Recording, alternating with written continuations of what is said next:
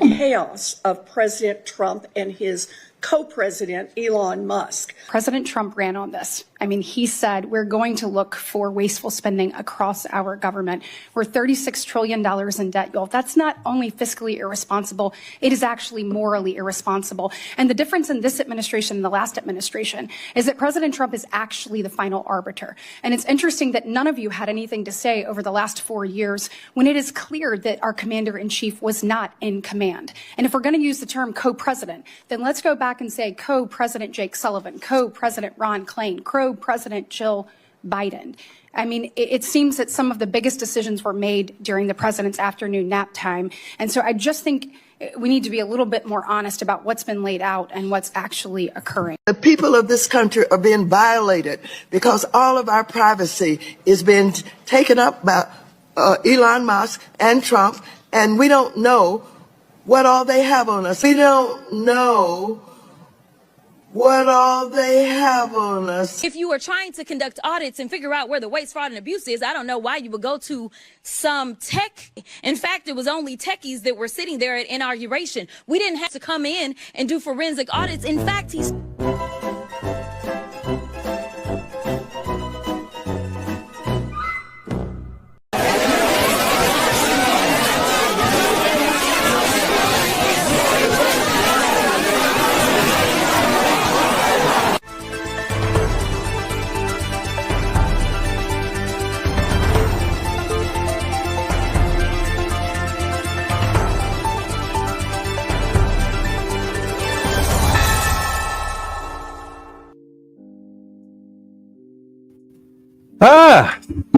Good morning, good afternoon, good evening.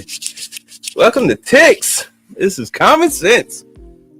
So let's get into, I know I totally butchered that whole new intro. I just made it like 5 minutes ago. I have to change the ratio. Let me delete it out of the, there we go. Yeah, I butchered that. I apologize. At any rate, oh yeah. So this is open forum night. So here we go. Here's the stream link.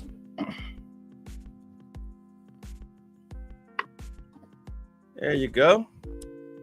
So let's get into what happened over the week. Really, the weekend. Friday, really. Well, Thursday. Yeah, Friday. So let's start it off with the executive orders and the things that he had to say. Let's jump into it.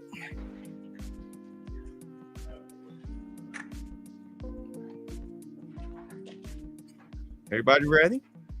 You ready? You guys ready? Thank you very much for being here. We have largely an energy group today. We're looking to be very energy dominant, and we will be in a very short order. These are great professionals, but before we do that, we'll be signing an executive order having to do with COVID and schools. Lindsay? Yeah. So this first executive order, it prohibits federal funding for COVID-19 mandates, vaccine mandates in schools. Okay, and that will meaning they want to clear that up, the discrepancy. So any schools that require students to be vaccinated with COVID-19 shot, then there's no more federal funding. So. Okay.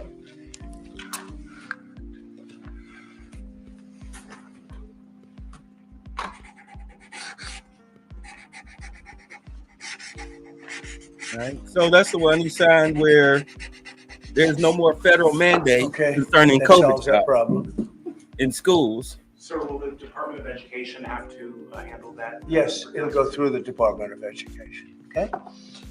Thanks. Can I make one comment? You know, Biden's mess. As a father of 9, thank you. We should have parental freedom to decide what vaccines our kids take, as opposed to school systems and governors forcing upon the people that love these kids the most, which is the parents. So thank you for. You got 9 kids, woo, bro. People wanted that. Your wife must be a smoke show. Okay, and here is an executive order establishing the National Energy Dominance Council. So that will be chaired by the Secretary of the Interior, Mr. Burgum, and the Vice Chair, Chris Wright. And so this will reduce costs with respect to energy, establish American independence with energy and also unleash energy dominance. Good, thank you. And this is a big deal. We have more energy than any other country, and now we're unleashing it, to put it nicely. And I'd like to ask Doug, you're going to be heading it up. You and Chris, would you say a few words about it, please? Yeah, absolutely, sir. Good afternoon. President Trump wisely understood that under the Biden administration, there was a war against American energy, and today that war officially has ended. President Trump on day one declared a national energy emergency. And this is a real emergency because under the Biden administration restricted the production of oil and gas. Production's still coming, but when you stop holding leases, when you take 625 million acres of land out of ocean land, out of production possibilities through an executive order, you're really restricting the balance sheet of America. But today, as President Trump said, this is unleashed. The National Energy Dominance Council will be made up, all the folks that are standing beside me here, other cabinet leaders and many more, represent President Trump's wise decision that we need a whole of government approach to unwind. The Biden administration had a whole of government approach that had the war against U.S. energy. Now we need to turn that around 180 degrees and unleash that potential. We've got to unleash it from the Gulf of America all the way up to Alaska. We have amazing resources in this country, and we haven't been getting a return on them. Many of these are under public lands. The interior has 500 million acres of surface, 700 million acres of subsurface minerals, critical minerals, and offshore close to 2 billion acres. And that balance sheet is the biggest balance sheet in the world, and it's been completely underutilized. Everybody knows we have 36 trillion in debt as a country, but no one knows how many hundreds of trillions of dollars of assets we have. And President Trump is asking us to go get a return on that investment for the American people. And with that, we're going to have prosperity at home with lower prices, and we're also going to have peace abroad, because the wars that we've been engaged in, or our allies have been fighting over the past few years, have been funded by the oil sales of our adversaries. So we have an opportunity, and we also are in an AI arms race with China. The only way we win that is with more electricity. And we also have an energy emergency in terms of electricity. Too much intermittent, unreliable, not enough base load. We've been shutting down the base load that we have. President Trump is going to reverse that, and it's going to allow us to win the AI arms race, which is the most important thing that we have to do relative to our future.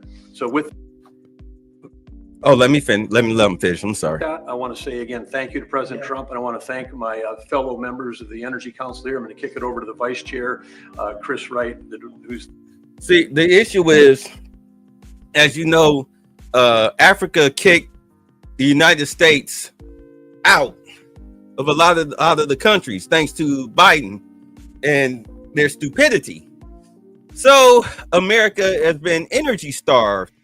So, as you know, before Biden left office, well, not him, but his staffers, they made the Gulf of Mexico, drilling for oil in the Gulf of Mexico, they made it, non-essential. They took it away. So Trump changed it to the Gulf of America.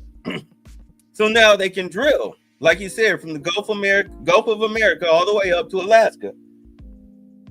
That means that America will now start using its own natural resources for energy, which cuts down on the cost of it, which helps with, gas prices, food prices, all of that stuff. The prices will come down.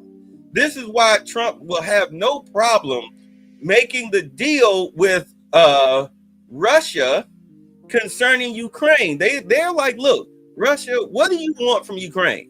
Zelensky, is this okay? Because I want you to understand the real bulk of this is over silly, the cost of wheat. And America is like, we don't care. We can afford it now. We can afford the cost of wheat. What's going on, AB? Hey, what's going on? Can you hear me? I'm sorry. I don't mean to get into these rants when I say this, but I mean, this is one of the main reasons why I named the channel This Is Common Sense, because it's common sense. Is it not? Yep. It's simple common sense. We can afford whatever little price they want to charge now. We can do that. And also, there's some other stuff that's in this press conference that I don't want to get ahead of myself. Mm-hmm. That he's going to say that you're going to be like, oh, well, okay. You know, it's like, fine. The tech situation concerning AI, the new wars will not necessarily be fought with fists and bullets and rockets, but more so technical. All right, technical. This is why. Yes. Yeah, this is why you have, like, they talking about Iranian hackers and all of this stuff. It's going to be more technological than anything. I mean, don't get me wrong. It will still be physical. We're going to cover that tonight. I don't want to get ahead of myself. We'll set that aside. But you have to be advanced, or else you are going to lose. Yep. Is that your avatar? One of them. Okay. All right. So let's get on to the next one. Unless you have something to say about what you just heard. No, well, regarding AI, this picture is actually black and white AI. I just went in and repainted it. Let me bring it up fully. There we go. Okay. And you see see my logo right there? It's all the ABs on it. Yep. The American black. All right, let's go on. Let's move on. It's the Secretary of the Department of Energy. Thank you, Secretary Burgum. Today is truly a great day for our country today. And Secretary Burgum laid out so many of the problems the last 4 years. If you put barriers in front of energy, you make it more expensive, you make it less reliable, you make it harder to do business here, and harder for our consumers to pay their bills. With this fantastic action from our president, we now have authority across the government to lean in to fix these problems. And I'll start out with one specific right away. This morning, I signed our first LNG export license, unpausing the pause in action. The Commonwealth LNG project that'll be on the Gulf Coast in Louisiana is now officially ready to go. This will be a large construction project for American workers. It'll draw demand for more American energy production that'll be shipped overseas to our allies. Many more of those to come. We're also working aggressively to roll back standards that have made appliances more expensive for Americans, and dishwashers that take 2 hours long and don't get your dishes clean. Nobody likes that. That's not standing in the way. Wait. He ain't You see lying. this guy over here? The guy up to the left? He's dying. Watch this. He's dying. I don't mean to cut him off because we're going to put a pin in something that he said about American allies buying energy from America. Don't get your dishes clean. Nobody likes that. That's about standing in the way. And with this President Trump and our new National Energy Dominance Council, there's so many things we can do to make American lives better, bring down costs and grow opportunities. And with that, I'm going to kick it over to a fellow member of the council, our administrator of the EPA, Lee Zeldin.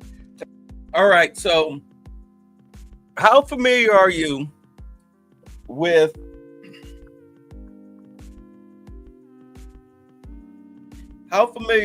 stocks? What's up, Chance? Not too familiar. All right. So were you with me last night? I don't think so. Okay. At the end of the show, I went into one of my typical rants where I was talking about, like, I'm not a money guy, but the stock market is where a lot of people make their money. Okay. What you need to do, and like I said, I said last night, I need to do a money show. Maybe I might do it tomorrow, depends on how I feel. Like, I'm surprised I'm here tonight, but I said I would do it.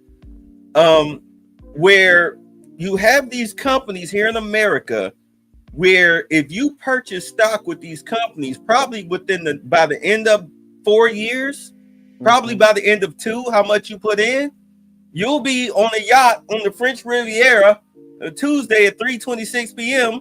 drinking a mimosa while getting sloppy. You know, I mean, you're bringing money and jobs back to America. Like, and I don't mean no $15 an hour job. I mean, like, grown man wage, $30 and up type of jobs. You heard what he said. We're about to start building these refineries and everything. Construction's about to begin off the coast of Louisiana. If you're into construction, underwater welding, all of that stuff, you about to make some money. Grown men money. Ain't gonna be no, we gotta make sure we got 40% women and 40% homosexuals, and none of that. DEI, right? Equity and inclusion. Yes, all of that stuff is in the trash. It's hey, may the person with the best resume win. Sounds good to me. Yes, and don't get fired. This is why I don't like. You know my background. I don't know if Chance does or anybody else that might come across this video. I grew up in the Black Power struggles, the blackity black, all of that stuff, and had the kufi and all of that stuff. I mean, we made a fortune off of that stuff in the 90s, but now here we are in 2025 and that stuff is played out. All of that, trying to find the racist. It didn't make you any money. Unless you were a race pimp, like Al Sharpton or Jesse Jackson or whatnot. If you weren't a race pimp, or somebody like us, we was the library, you didn't make any money. All right? Think about it. Who the hell seriously, in 2025, who the hell got time to be standing out on a street corner on a soapbox with a microphone in a Power Rangers outfit, screaming and hollering about how white folks is evil? Not a Power Ranger outfit, dang. Yeah, I mean, they look like the Black Power Ranger.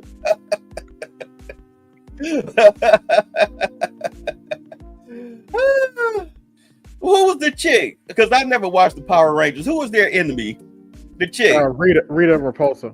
Yeah, it'd be messed up. Somebody came dressed as Rita Repulsa with the scepter, running up with some dudes dressed up like monsters. Ah, we're gonna get you, Black Power Rangers. That'd have been hilarious. But no, I mean, that stuff doesn't fly in 2025. Does it?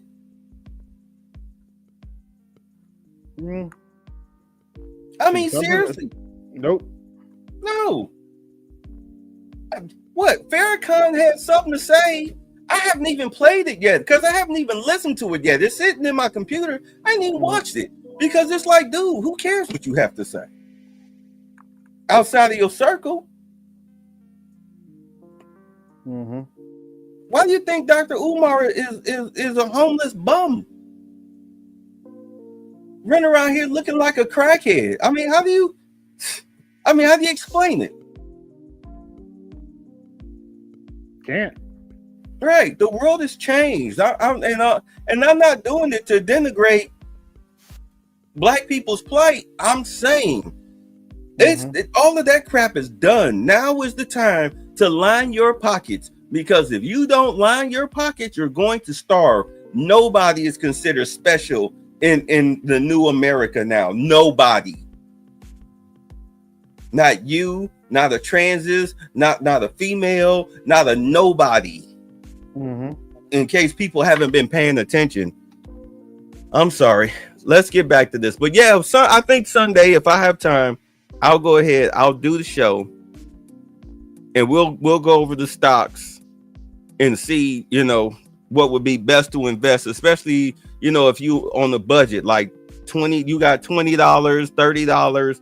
We'll see what's out there that we can, throw some money on. All right. And try to get us some money.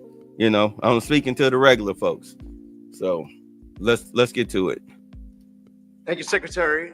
And honored to be serving on the Energy Dominance Council at EPA. We're doing our part to power the great American comeback. And President Trump has made it clear that he wants EPA to be doing our job, to ensure that we are unleashing energy dominance however we can help, that we are assisting in making America the AI capital of the world, that we are pursuing permitting reform, that we are helping to bring back American auto jobs. This is the mandate of the American public. The Trump mandate, it was clear, and the guidance from President Trump to me when he asked me, thankfully, for the opportunity for us to be able to serve together in partnership to unleash energy dominance. This is a moment that we must meet. To that end, it is important to note that the prior Biden-Harris EPA issued a waiver to California for tailpipe emissions. This was a rule that should have been submitted to Congress. We will submit it to Congress. Congress will have the opportunity through the Congressional Review Act to make that waiver go away.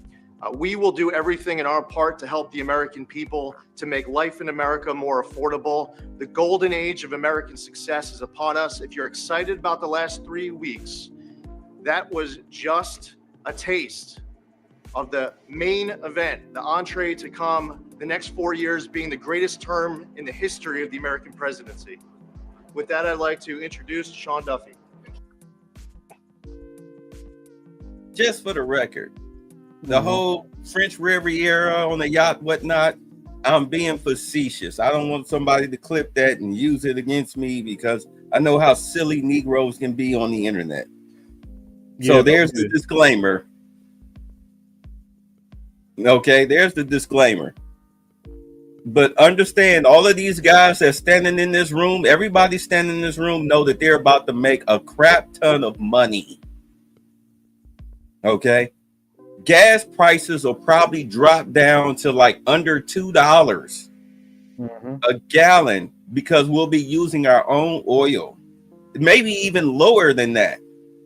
These are the things that JFK, the original JFK, this is what he wanted to do. The reason why they assassinated him, and we'll find out when the files come out, because these are the conspiracy theories that's out there, was that he wanted to take us off the oil dollar and get us back on the gold standard, so that way inflation wouldn't be what it is right now. Okay. Now Trump knows he can't do that. They'll take him out in a heartbeat. They don't care. They won't miss this time. They had 2 shooters that shot JFK. This is the theory that we saw off the tape that was brought to us by Jordan Maxwell. The grassy knoll. Yes, there was a shooter on the grassy knoll. He's the one that hit JFK in the throat.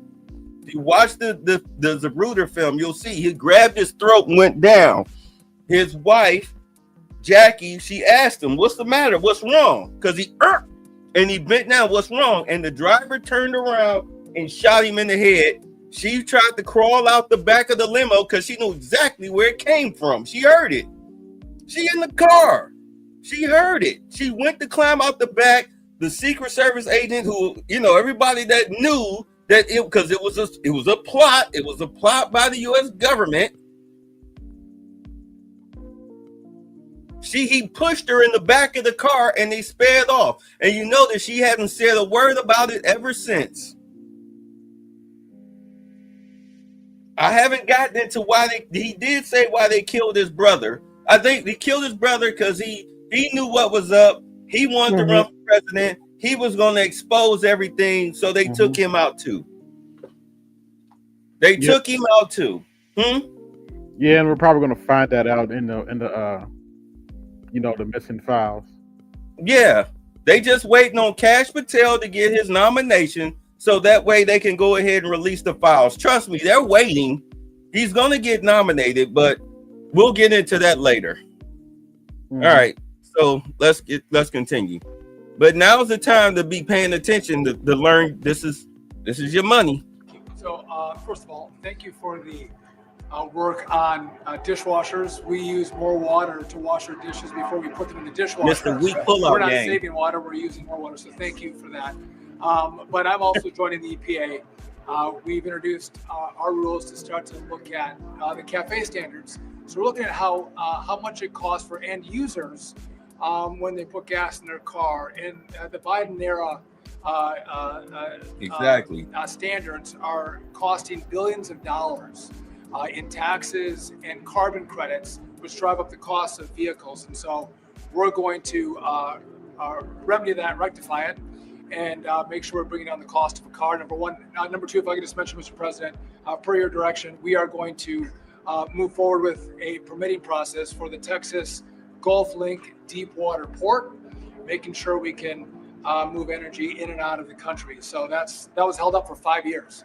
And it was stonewall, bureaucrats got in the way. We're now going to move forward with that, making sure we have great oil infrastructure in the country. Great, thanks. Right. Fill that oil, baby.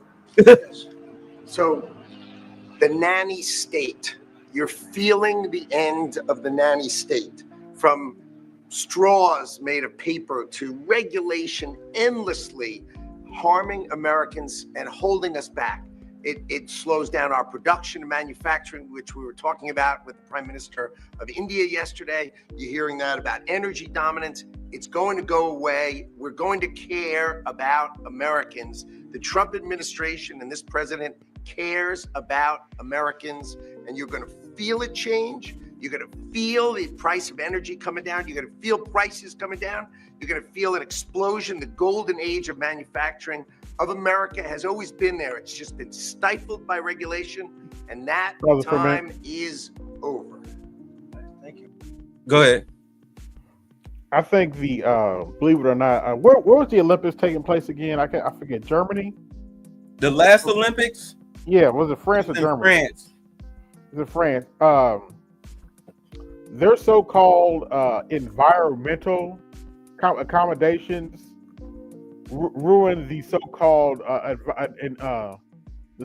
protect the environment for the next 20 years, because they were so because the accommodations were so horrible. The food was horrible, and there was all kind of crazy stuff. Yeah, I think that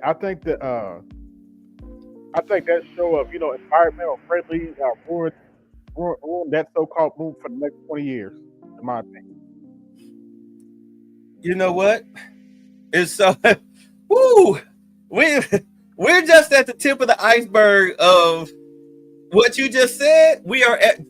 We're going to get to that. We're going to set that aside because we're going to get to that tonight. That's why I'm like, yeah, you're right. And we're going to cover that tonight. Let's get to it. But it's a month. In 2 days, it'll be a month. And you still got Democrats tripping about the price of eggs. I thought he's going to be on the price of eggs. Like, if you know what's going on with the egg shortage, then you know that the price of eggs is not coming down. Not just yet. Not quite yet. Right. To reiterate, what was the bird flu? Yeah, bird flu. Right. They had to kill over 1 million chickens. It's not just the price of eggs, it's chicken too. Mm-hmm. Shoot. Well, hold on, let me show. Because I sent this to Lewis. All of that just bare. All of that is just bare. As you can see, this is practically empty. Like there was nothing here yesterday, but you see they only put out what they had, which isn't much. Like all these black cases are normally full, but not today. Wow. Yeah, I sent that to him about 2 weeks ago? Mm-hmm. Yeah, like I was in Walmart, my local Walmart. That chicken area was empty. So was those eggs. They were empty. So I guess they finally put out whatever came on the truck, they put it out, which as you can see was not much. Mm-hmm. All right. And that wasn't like what was 2 weeks ago? 2 weeks ago was what? Let's see. Today is the 15th. So 5, that was, like at the start of the month. That was before people got their stamps. All right. Mm-hmm. That was on a Friday. That was before people got their stamps. So it was empty because people get their stamps on the 6th. If I'm not mistaken, people get their food stamps on the 6th. So that was the day before they got their stamps. Yeah. Anyway. Mr. President, I just want to say that you've built such an incredible team, and Secretary and Chairman Burgum, that he's been working on this his whole life. And so what I expect you to see, sir, is action as early as next week that is going to shock people about how good it is for Americans. And so thank you for your leadership, sir. Thank you very much, Kevin. And we are also working on a project that has been under wraps for 20 years. Everybody wanted it. It's been held up by New York. It's a pipeline that will bring down the energy prices in New York and in all of New England by 50, 60, 70%. It should have been done years ago. We'll be speaking to New York, and the New York is actually the biggest beneficiary because their energy costs are very high. This will reduce them very substantially. But all of the governors want this to happen, and I think it's going to happen. It's now going to happen. It's something that's would rather not have to go eminent domain. We'll do that if we have to in New York, but hopefully we won't have to do that. This again will bring down energy prices in New England by numbers that nobody can even believe, probably 50, 60%, maybe even more than that. A lot of them don't even pay energy because they have no energy. They use logs. They go out and they cut down a tree. It's really a terrible situation. So we're going to get this done, and we can have it done once we start construction. We're looking at anywhere from 9 to 12 months, if you can believe it. It's going to go very rapidly. The other thing I'd like Doug to mention, the 635 million acres that Biden so viciously took out of our net worth. If you look at it from the standpoint of a company, you talk about net worth. They've destroyed our net worth. We're putting it back. It will be back as of this afternoon. And Doug, could you mention that? All of the millions and millions of acres that he just handed back. Yes, nobody. The executive order by President Biden that wiped out these trillions from our balance sheet. President Trump signed an executive order instructing me as the Secretary of Interior to unban that ban, and that's been accomplished. And so those are back on the U.S. balance sheet.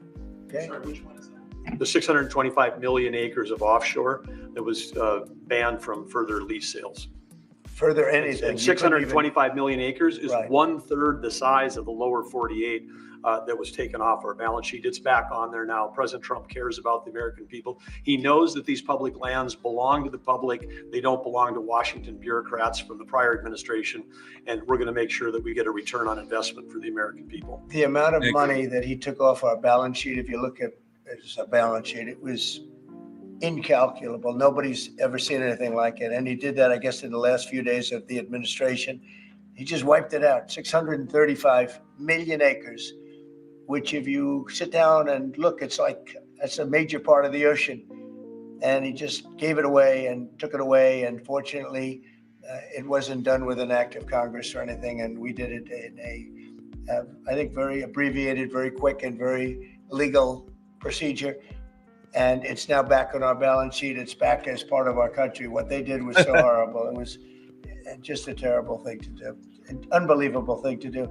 Also, they mentioned dishwashers and sinks and showers and the whole thing. We're going to get rid of those restrictions. You have many places where they have water. They have so much water, they don't know what to do with it. But people buy a house, they turn on the sink and water barely comes out. They take a shower, water barely comes out. And it's an unnecessary restriction. And basically, I think we're going to be going back to the Trump rule. We had it, and everybody was happy. And then these people came in and they restricted it again. So we're going back, and we'll get it approved by Congress. In addition, we'll get it approved by Congress. So for 4 years, it's good, but we're going to get it permanently taken care of. And again, very environmentally friendly. But we want to be able to, when somebody turns on a sink to wash their hands or presses the button for a dishwasher and there's barely enough water there's no water. And this must be they press the button 10 times. They run it 10 times. So it ends up costing a lot more. So where are you I at? know you're working on that. And where are we on that? We're working closely with the Department of Energy with regards to rules that were enacted during the Biden administration. Inside of the EPA, we are overhauling the water sense standards that are there to update them for the American people, to bring down cost of living and combat inflation, and just pursue common sense. Good. Well, we have more oil and gas than anybody else in the world. We're opening up Anwar again. As you know, we got something Ronald Reagan couldn't do it. No president was able to do it. I got it. And the first week in office, the Biden administration terminated that. Anwar is the biggest site, probably bigger than Saudi Arabia. We don't know yet, but it's of that size or bigger. And we hit gold, and I call it liquid gold, but we hit gold, and for whatever reason, they terminated it. And we were just ready to start utilizing it. This could take care of all of Asia, energy-wise. Very close to Japan. In fact, Japan wants to go and be our partner doing the pipeline going right into the ships. So they expressed tremendous interest. So did Prime Minister Modi of India. And just in closing, both Prime Minister Modi and the Prime Minister of Japan, both very good people, they said we couldn't make a deal. We couldn't get any energy. I mean, you wonder what was going on with our country. They couldn't make a deal to get any energy from the Biden administration. They just couldn't do it. There was nobody to deal with. They didn't know how to go about it. And they're very happy that we're here. But we're going to really benefit our taxpayers, and we're going to benefit our country. So I want to thank everybody for coming. This is a very big bill. This is really going to be energy dominant. We're going to be energy dominant like nobody else. And this doesn't even discuss all of the electricity that we're going to be producing for all of the AI plants. You know, they need double the electricity at least that we have right now. So you take all of our electricity that we have all over the country just for AI to do it right and to win that war, which we're leading by a lot because of what we've done over the last few weeks. We're leading by actually a lot. But if you take all of it, we have to double our electricity needs just for the AI, and that doesn't include the other technologies. So it's a real honor to sign this bill. We're going to also work on CAFE standards. Lee, you're going to be doing that and make that whole situation, bring that back into reality. And I think very quickly, having to do with cars. Thank you very much.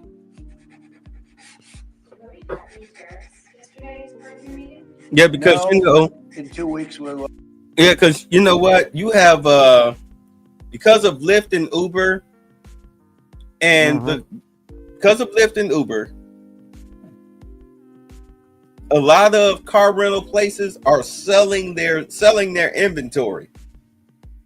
They're dumping their inventory for cheap, so you can get you a good used car, you know, either through auction or through one of their sites or whatnot. You know, these buy here, pay here lots, they're buying the cars. I mean, you can get you a used car, a good used car. Yep. All right. Get you a good used car on the cheap. So, you know, go ahead. Yeah.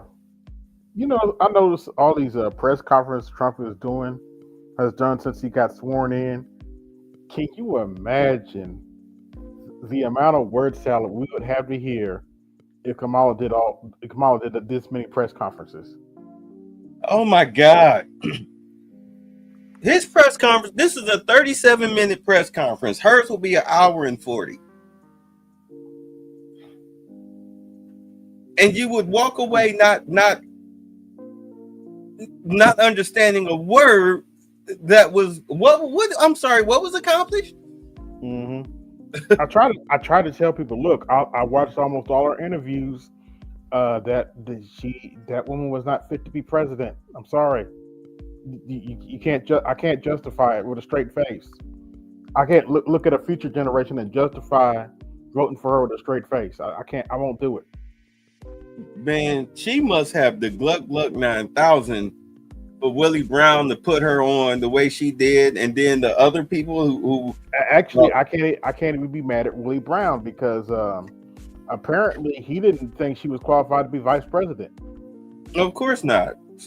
Hell, she was never qualified to be anything.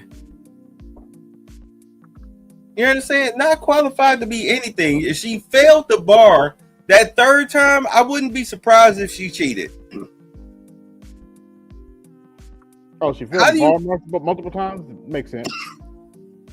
Yeah, she failed the bar multiple times, and then suddenly she passed it. And I'm like, looking at her now, It's like, who helped you? Who did Yeah. you blow Yeah. to where you were able to pass the bar? Don't talk about Britney Spears. Let me shut up. Anyway. Look, if you want to, I'm sorry, no, Joy Taylor, Kamala Harris their way into it. If you want to pull the Kamala Harris, then if that's what it takes, then that's what it takes. But at least be competent enough to do the job. But then again, women who are competent enough to do the job don't have to, go the casting couch route. No, probably not, BGS. We'll have another one. Yesterday was very big. Reciprocal tariffs was very big. And no, she wouldn't. I explained to the panel, Prime Minister of India. Here's the Prime link. Minister Modi, very good man. Y'all come up. His tariffs are very, very high. India's tariffs are among the highest. And I said, well, now, we were very low. We were the lowest. They're just about the highest. There are others as high, but not much higher. And I said, no, from now on, what we do is what you charge us, we charge you. It's very simple. So whatever you're charging us, you can go as high as you want. Whatever you charge us, we charge you. And I wouldn't say they were thrilled to hear that, but that's the way it is. Tariff, I told you, is a beautiful word. Fourth most beautiful. Did you make any pledges about BRICS nations not undermining the dollar? You had threatened BRICS, the BRICS nations, I think that's breaking up very rapidly. We said that if they're going to go and do anything to undermine the dollar, that includes China.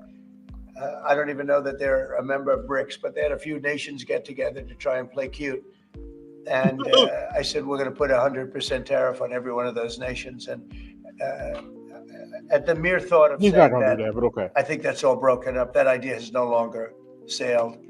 Now, that would be a terrible thing for our country. It would be bad for the world. They wanted to undermine the dollar. 6 nations got together. They want to undermine the dollar. That didn't work out too well. Not going to happen. BRICS: Brazil, Russia, China. India, China, South Africa. That's BRICS. And they signed up about 26 countries with others, 53 others that were waiting for their applications for approval. All of this took place over the past 4 years under Biden. Yeah. I'm about to expose this. I've been talking about it for 2 years.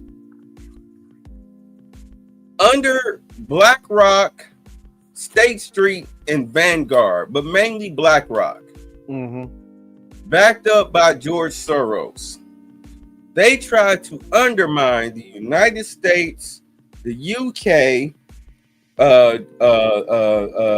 Australia, Germany, what is this?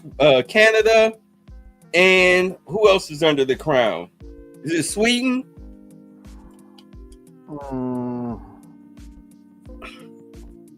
Anyway, the countries that are under the crown, BlackRock and George Soros tried to undermine us. They tried to destroy us socially and economically and politically. This is why U.S. aid, this is when they're just doing an audit, but they're uncovering fraud through U.S. aid.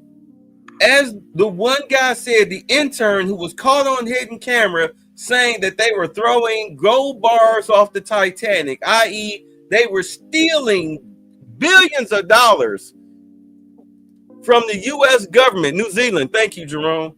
What's going on, International J? They were stealing billions of taxpayers. Yeah, what's going on? Good to see you. They were stealing billions of taxpayers' dollars out the door. This is why Elon Musk said, hey, you'll be surprised at how many, people who are in office, members of Congress and the Senate. I mean, they make like a couple $100,000 a year, but somehow they have millions and tens of millions of dollars in their bank account. Jasmine Crockett. Yes. AOC, Maxine Waters. Okay. Yes.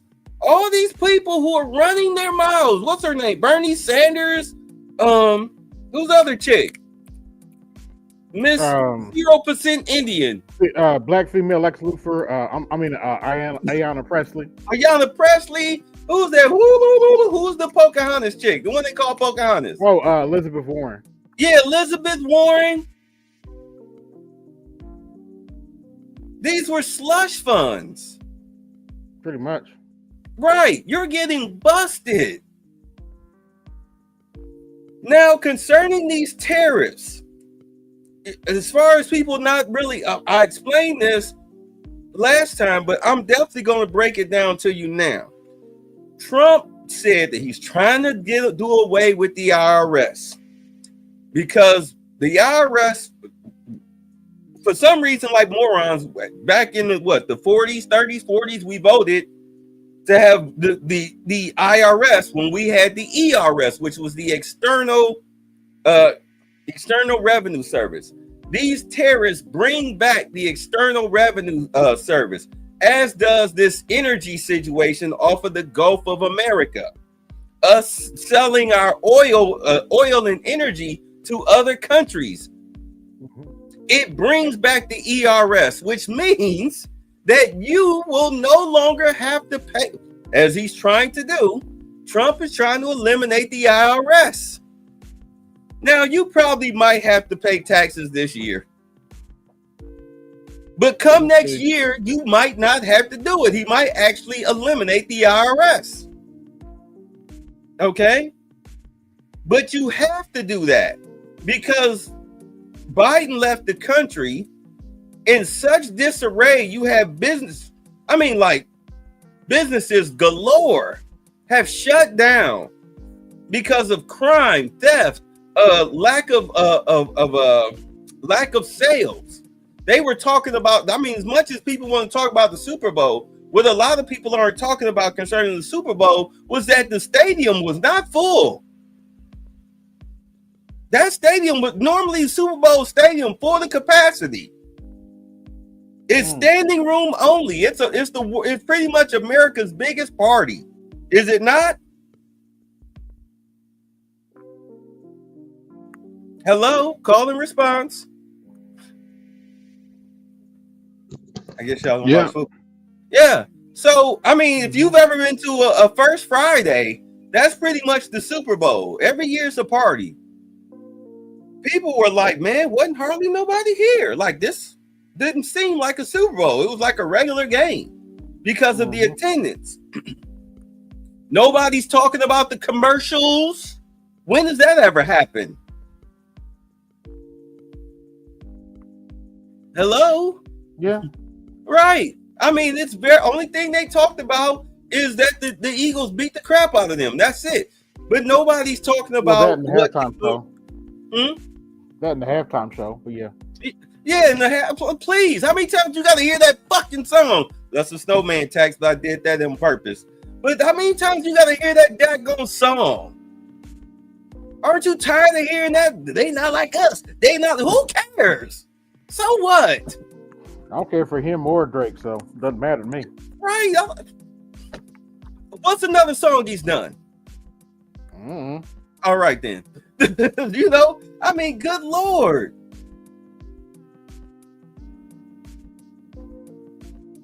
It's all because of the money. The money is going down. So you've got to bring the money back up. You have to get American jobs back up to where you're getting grown men salaries. All right. You have to cut personal taxes. Right. You kill the IRS. You no longer lose 40% of your paycheck every 2 weeks. All right. More than anything, you'll probably have to pay your state tax, which is nothing. All right. Pay your state tax is nothing. Please, I'd love to pay state tax outside of federal tax if I'm a worker. Home prices are going to drop.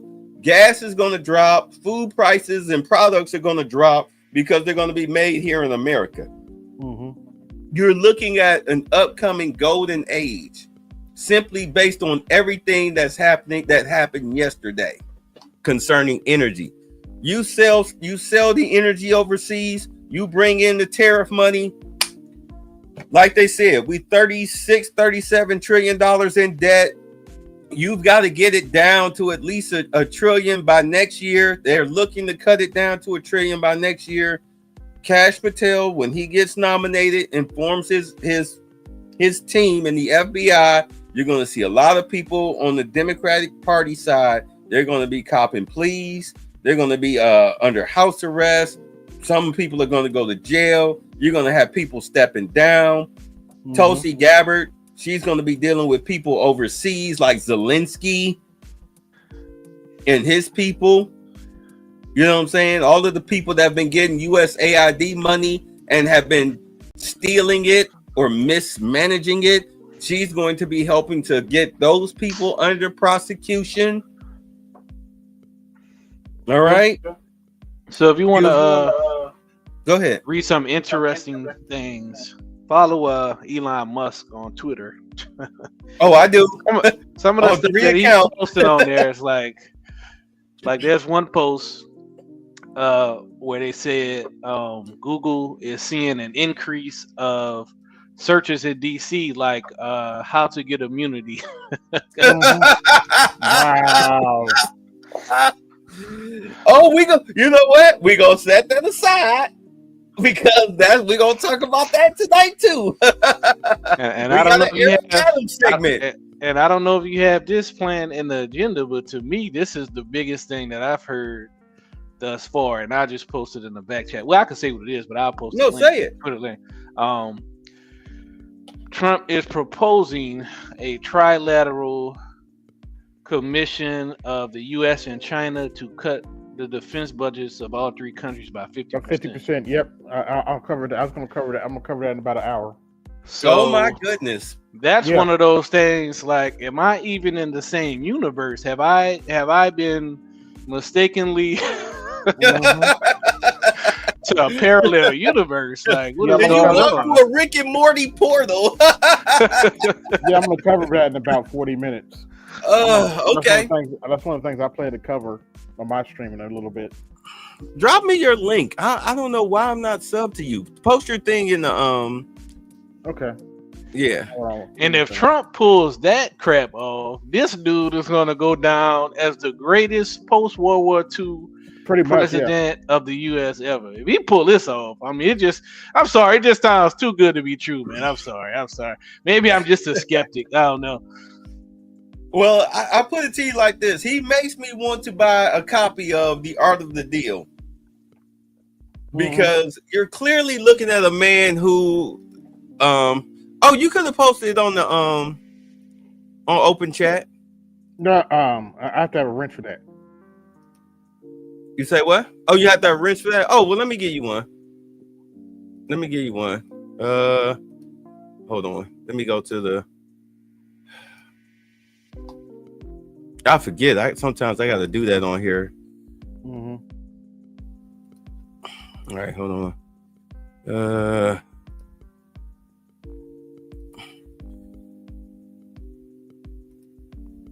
There you go. All right.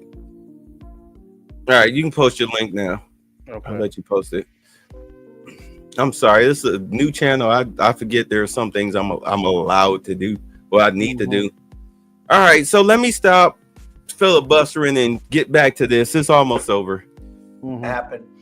And we're getting along with a lot of nations now, frankly. There's a lot of respect for the United States. We have regained the respect that we should have, but we've also done things to deserve it. I mean, we freed up our country, and you're going to see this is basically energy dominance, and it's going to be environmentally clean, environmentally wonderful, and taxes will be very reasonable based on this. We're going to make more money than anybody's ever made with energy. We have more energy than anybody else, and it's clean energy, very clean, beautiful energy. We're lucky. We have it. I call it liquid gold under our feet, and we're going to utilize it. So this is a very big bill, and I have a very talented group of people behind me. This gentleman was the #1 man in all of the oil industry. They said there's nobody like him, Chris Wright. And Doug actually made a tremendous fortune in technology and he said, I'm going to run for the governorship of, he loves his state, of North Dakota. And he did, and he made it so energy powerful that I think you're more proficient at energy than technology, but what do I know? And this guy, everybody knows him, Sean. He's been Mr. Wick pullout he's done a game. fast study on transportation, and he knows he's learned a lot over the last few months. He's learned a lot. He's really been great. And Howard has built one of the great companies, Cantor Fitzgerald. It was wiped out, completely wiped out, other than a few people left in Europe. And he rebuilt the company into a bigger, better company. Cantor Fitzgerald is one of the most, absolutely one of the top companies on Wall Street, stocks, bonds, trading. Mm-hmm. And he took that, I mean, he literally watched the plane go into the building, into the World Trade Center. Amazing story. That alone is an amazing story. He was delayed because his wife insisted that he finally, after years, take his child to school. So he took his child to school that one day, because normally he would have been in the building at 6 o'clock in the morning. That's that business, right? So you owe your wife a lot and your child a lot, right? But his wife insisted that he take his child to school. For 5 years, he didn't do it. He was horrible. What kind of a father was he? Okay, I'll do it. And he was therefore driving down at 8:43, whatever the time was, down the West Side Highway, and he saw the plane go into the side of the building. He said, wow. And he occupied the top 3 floors of the World Trade Center, of the one building of the World Trade Center. And you know what happened there? He lost 100% of the people in that, his whole company was there.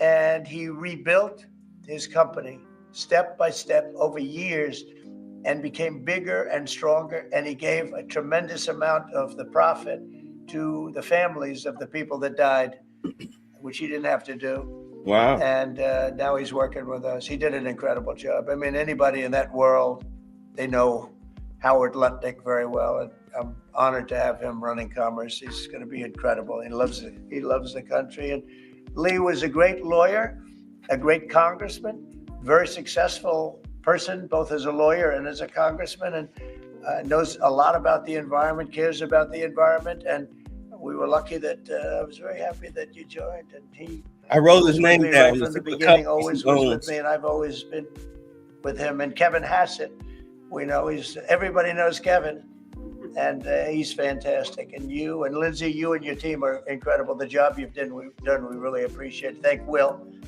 and the job you guys are doing is really fantastic. We're knocking this out. Brian, do you have a question? I actually do. What kind of piqued my interest is growing up on the Texas Gulf Coast, natural gas, the LNG that you mentioned. Yeah. What's the potential for like new jobs or growth in that area? I mean, that part of the country, Southwest Louisiana, Southeast Texas, they depend on that. Oh, I would say that potential is simply tremendous. 20 years ago, the United States was the biggest importer of natural gas in the world. And we had natural gas prices 2 or 3 times higher than they are today. But with shale revolution and great entrepreneurs in Texas and Louisiana and across our great country, we are now today the largest net exporter of natural gas in the world. And so much of the world is depending upon natural gas is the fastest growing energy source, has been for 50 years. We were the driver of that. And then we paused. We stopped our ability to grow natural gas exports. Both the Japanese government and Indian government expressed great distress about that. They're going to count on energy imports from the U.S., and we may just change our mind. So I think they're thrilled to see the actions of this president say America's open for business. Yes, we have the energy, we have the people, we have huge job opportunities and investment opportunities, not just in the oil and gas industry, but all those surrounding communities that are lifted up by that more production here. And as we produce more production at scale, not only does it allow us to export, but it becomes more efficient and it helps us drive down the cost for our domestic consumers as well. I know they're really happy. That's why they're not tripping about the tariffs too much. Thank you, Brian. And I will say this, that because they'll bring down their energy costs. 8 years ago, when I got elected, we were doing this, not to the extent that we're doing it now, but we were doing this, and we became number 1 in oil and gas by far. And we were number 3, even number 4, some would say. When I left, we were number 1 by a lot. And then they pulled way back and the prices started going through the roof. And then they went back to my plan. But by that time, the prices had already gone up. So they really disrupted it. But now we're going to take it to a new level. It's going to be amazing. And we're also, it's very powerful, clean coal. We have more coal than anybody. This is good, beautiful, clean coal. And if you notice, China's opening up a coal plant a month.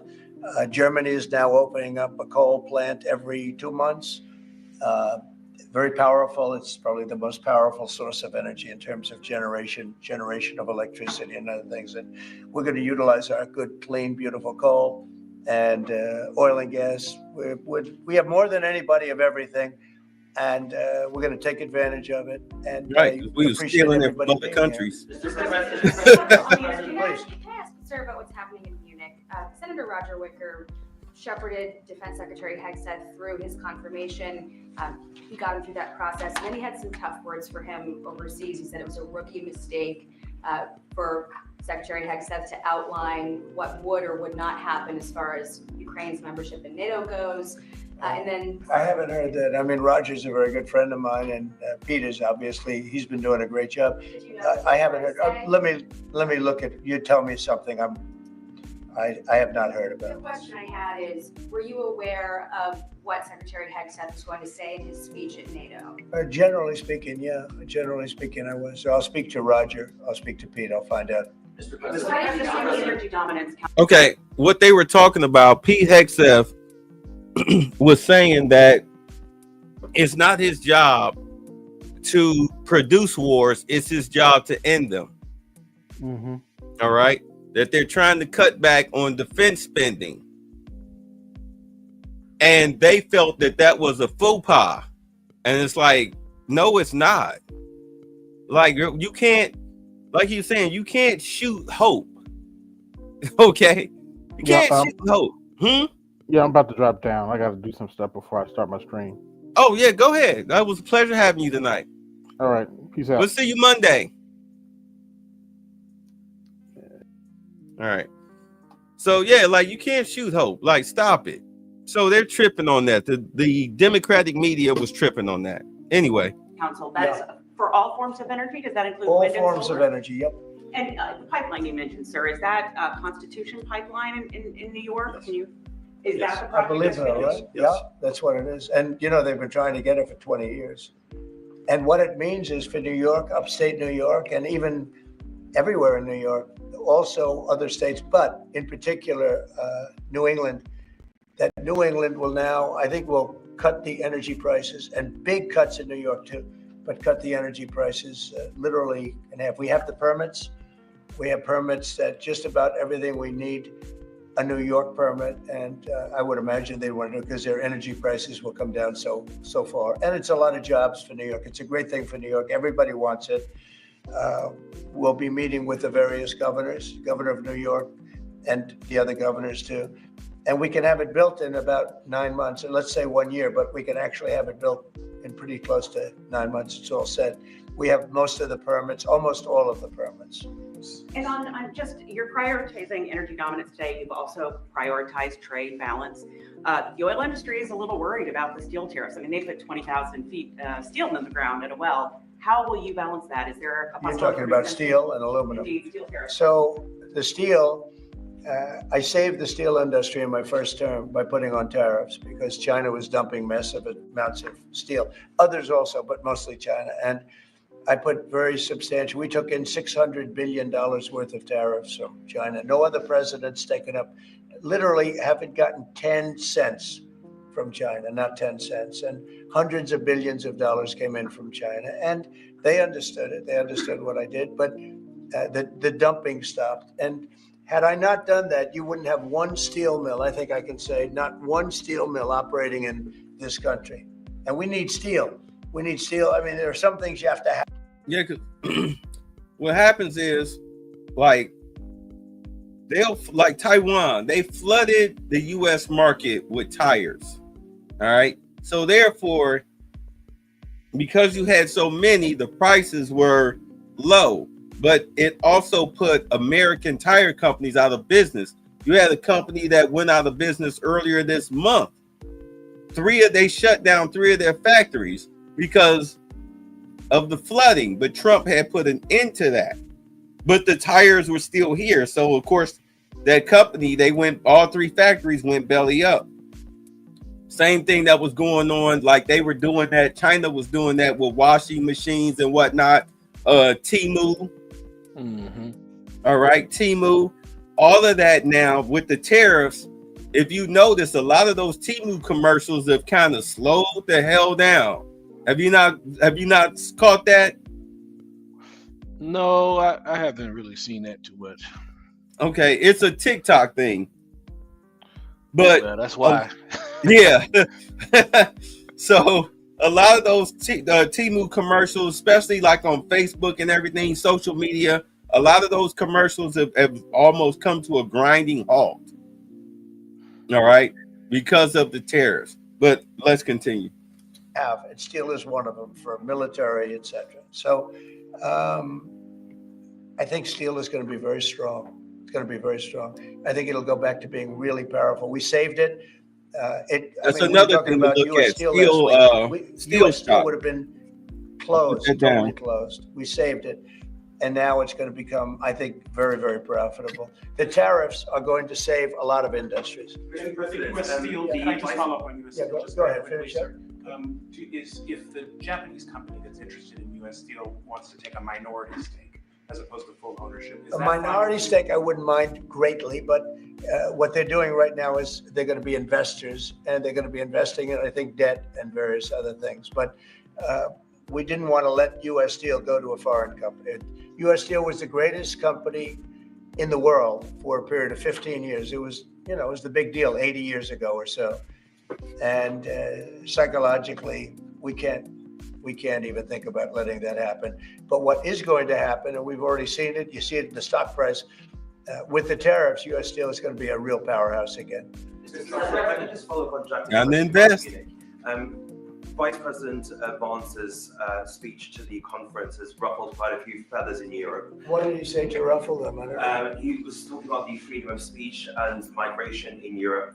Do you believe that European leaders have a fundamentally different view of the world than this administration? Well, I heard his speech, and I tell you, you're talking about JD's speech, right? Yes, sir. We're going to cover that I heard his tonight. speech, and he talked about freedom of speech, and I think it's true in Europe. They're losing their wonderful right of freedom of speech. I see it. I mean, I thought he made a very good speech, actually, a very brilliant speech. Yeah. Europe has to be careful. And he talked about immigration. And Europe has a big immigration problem. Just take a look at what's happened with crime. Take a look at what's happening in various parts of Europe. I thought his speech was very well received, actually. I've heard very good remarks. And in regards to Ukraine as well, yesterday you mentioned that you thought Ukraine's NATO aspirations were one of the main reasons that the war broke out. Who do you blame for the war, Ukraine or Russia? Well, I think that there were a lot of people to blame. All I can say is very simply, if I were president, that war would never have happened. And you know what else wouldn't have happened? The Middle East wouldn't be all blown up, and October 7th wouldn't have happened either. Those two areas, you wouldn't have inflation, you wouldn't have October 7th, you wouldn't have Russia and Ukraine fighting. None of those things would have happened if I were president. Mr. President. Yeah, please. You mentioned auto tariffs the other day. Yeah. When do you plan to unroll? Howard, I'd say over the next sometime, or maybe around April 2nd. I would have done them on April 1st. Believe it or not, I'm a little superstitious. No, literally, we had it planned for April 1st. I said, let's make it April 2nd. You know how much money that costs? That costs a lot of money just that one day, but we're going to do it on April 2nd, I think. Is that right? That's right. Okay, thank you. The lead prosecutor in Eric Adams' case resigned today, saying anyone who didn't press forward would be a coward. What's your reaction to that and to the overall implication that politics were at play here? Well, I don't know about it. I mean, obviously, I'm not involved in that, but I would say this, that if they had a problem, and these are mostly people from the previous administration, you understand, so they weren't going to be there anyway. They were going to all be gone or dismissed. If not, they know on Tuesday they're all being dismissed. The whole country is being, because what you do is you come in and you put new people in. So when you say resign, they're going to be gone anyway.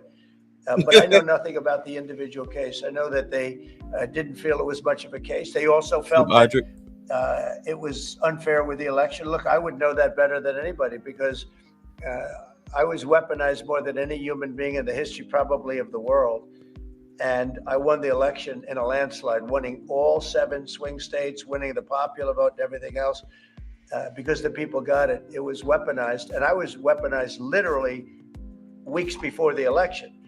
But I think there's also something to be said. I read that. There's something to be said for what they were doing. It looked to me to be very political. But why didn't they bring this up like 4 or 5 weeks ago, 6 weeks ago, or whenever it happened? You know, they just sat around and didn't complain. Then all of a sudden they complain, and they know they're all being dismissed anyway. So, you know, that's the way it is. That's called politics, I guess. Yeah, please. Earlier this week, you predicted that oil would break loose in Hamas and bring up all of their hostages. What do you expect to happen tomorrow in terms of? I don't know what's going to happen tomorrow at 12 o'clock. It was up to me. I'd take a very hard stance. I can't tell you what Israel's going to do. They turned over some hostages I watched today. the last More hostages. people come out, and I looked at a before and an after picture. One guy was a big, strong, healthy guy. You could say he was a little bit overweight. He's not overweight anymore. He looks like he just came out of the Holocaust. It looks like a Holocaust picture. I've looked at him for a long time, and they've been treated very badly. A young lady came out last week. Her hand was blown off. I mean, literally, her hand was trying to stop a bullet that was headed for her face.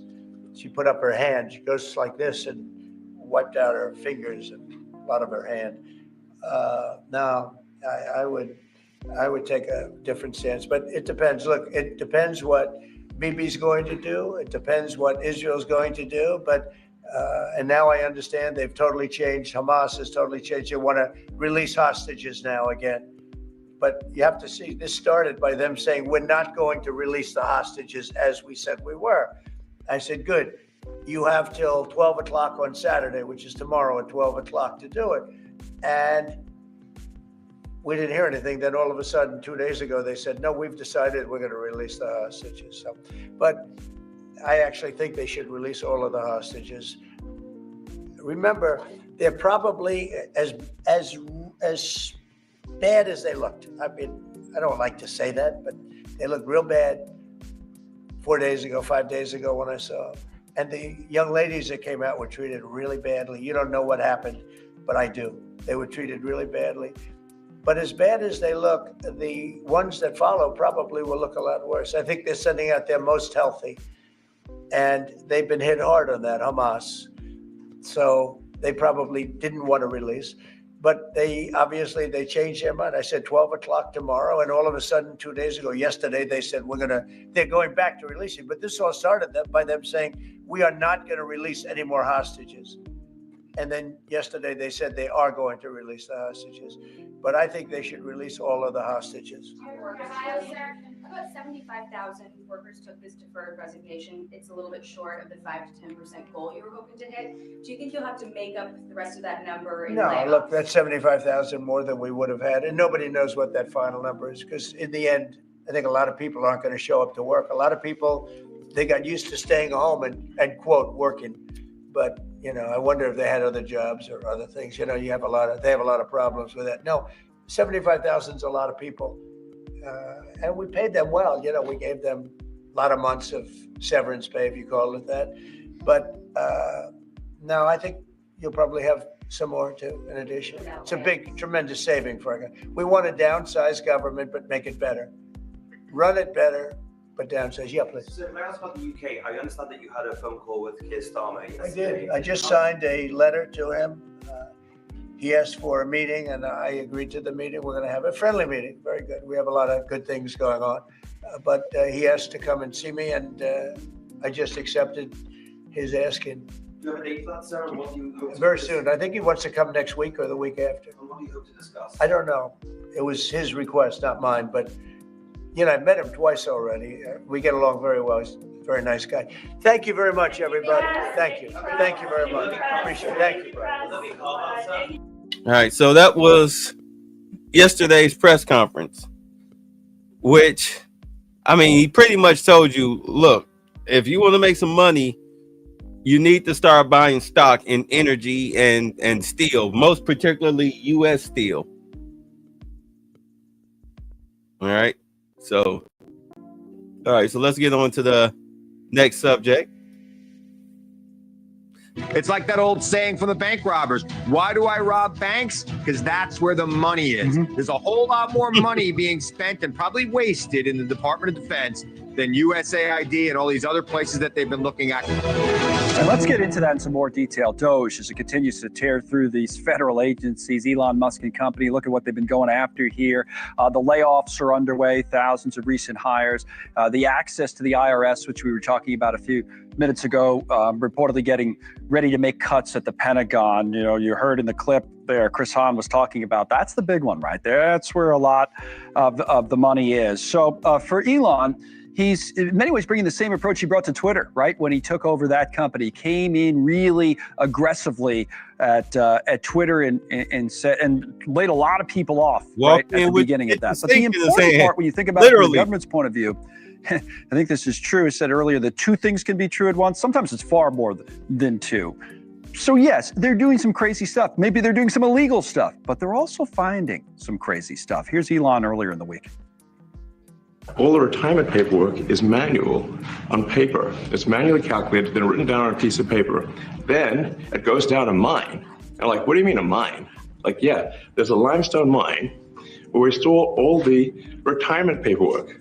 So this is actually a real thing that he's talking about. It's crazy. I mean, a lot of his claims about government waste either kind of lack evidence or maybe sometimes they're just not accurate. This one is accurate. It's true, but this mine.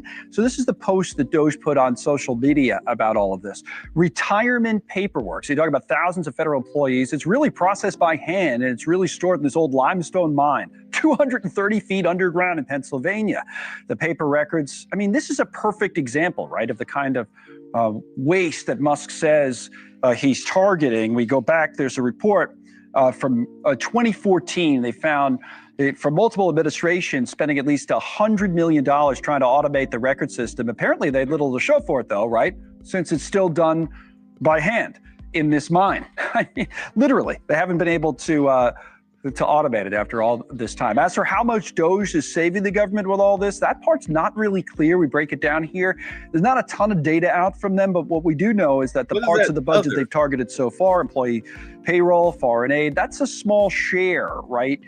Compared to the overall, it's like 5% combined, whereas the big money is the Medicare and defense. So like if you combine those two right here, this is the combination of Medicare and defense. As we're saying, you go after defense, then all of a sudden you're talking about some real money. Elon Musk. He left. He went to go do his show. Thanks so much for watching. Just go to joinnn.com to find News Nation on your television provider. And don't forget to CRU. Yeah, he went to go do his show. That's why his link is up there. He had to do a show. Yeah, I know some of that other would be like interest payments and stuff like that. Right. Like I need to see it. But then again, that's like he said, you had people when he did that White House press conference, he was saying how you had people on like Social Security that are listed at 150 years old. And he was like, oh, come on. Yep. Like clearly somebody buried grandma in the backyard and has been collecting her checks. Dead people getting Social Security. I mean, I remember they I think they had an old Oprah Winfrey episode about that, where like this rich person had like a dead kid, and it was collecting Social Security from like the kid that's been dead for like decades. That's wild. Yeah, there's a lot of that. Plus, you also have a lot of illegals who are using dead people's Social Security numbers. You know, not only to collect like benefits, but also using them to have jobs and everything. You wonder how an illegal owned a trailer park. Like, come on, like, well, what Social Security number was he using? What name was he going by in order to file paperwork with that city? I mean, I don't see enough outrage for this stuff that's going on, man.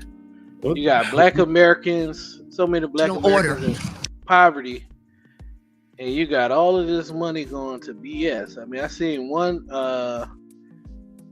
earmark of money. It was going to make Cambodians industrial entrepreneurs. Was the the line item, you know.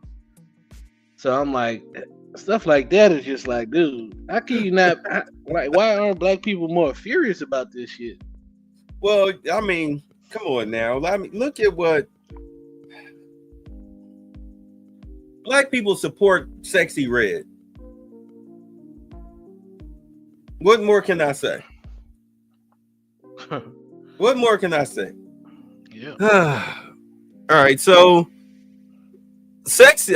Speaking of supporting criminality and garbage, Letitia James is. You ever have a girlfriend that, and I'm speaking anecdotally, you ever have a girlfriend that, even though you done caught her with her quote unquote hands in the cookie jar, she want to play the what if game or the what about you game? You know what I'm saying? Mm-hmm. She wants to deflect what she did. Well, what about you? You did this, you did that. And it'd be like the stupidest thing or some stuff that she imagined. That's who Letitia James is. She's that type of female. Let's get into her I didn't do nothing deflection tactic. Order. And it's important that individuals understand that all 18 attorneys general who have filed this action seek to stop a private individual from accessing the private information of millions of Americans, their social security numbers, their tax information, their addresses. No one elected Elon Musk and his minions. And no one has allowed him to have access to this information. This is a violation of the separation of powers. The United States Congress, the United States Senate. Before she carries on, for those that are not familiar, first and foremost, the people that you rent a car from have your information. Google has your information. Facebook, social media, whatever little websites you signed up to, whoever you swipe your debit card to. Check Go ahead. Check this out. I didn't hear nobody say this yet. They're talking about Musk has access to private information. The man is the owner of Twitter and the former co-founder of PayPal. What are you talking about? PayPal. Come on, Democrats. Y'all got to do better, man. Explain. Wow, I just lose a bunch of viewers. Explain this to me. What is Elon, who is working for the government for free while doing this? Please explain to me what the hell he wants with your $12.42.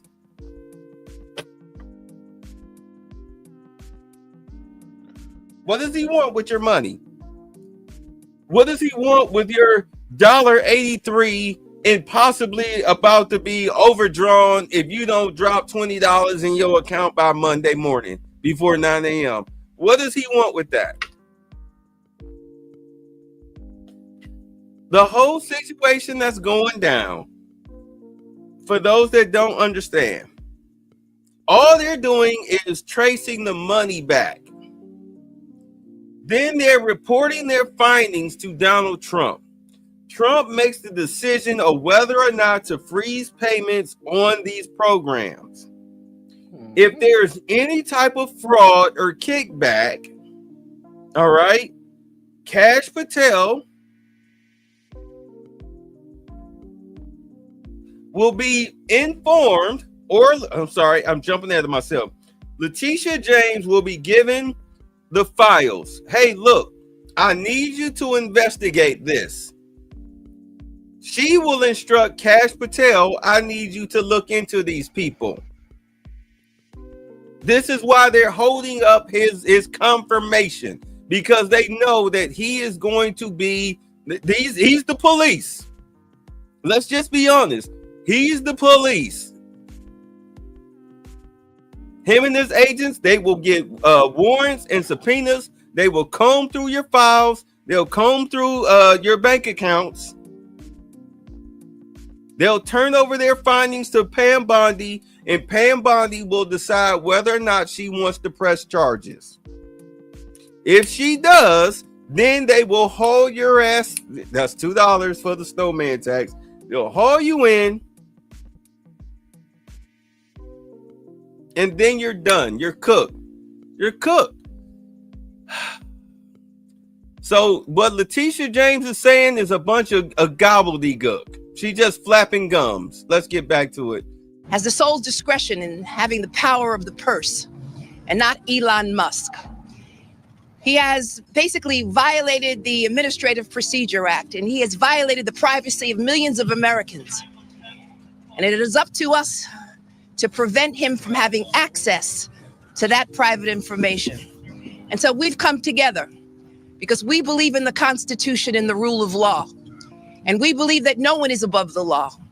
And we believe that there are individuals, obviously, who should be prevented from having access to this law. The Treasury Department is responsible for maintaining the privacy of our information. The Treasury Department is responsible, again, for protecting our rights and our privileges. No one elected Elon. He's not been subject to any vetting. He's not been subject to any conflicts of interest. He's been hired. He has earned $20 billion over the last decade.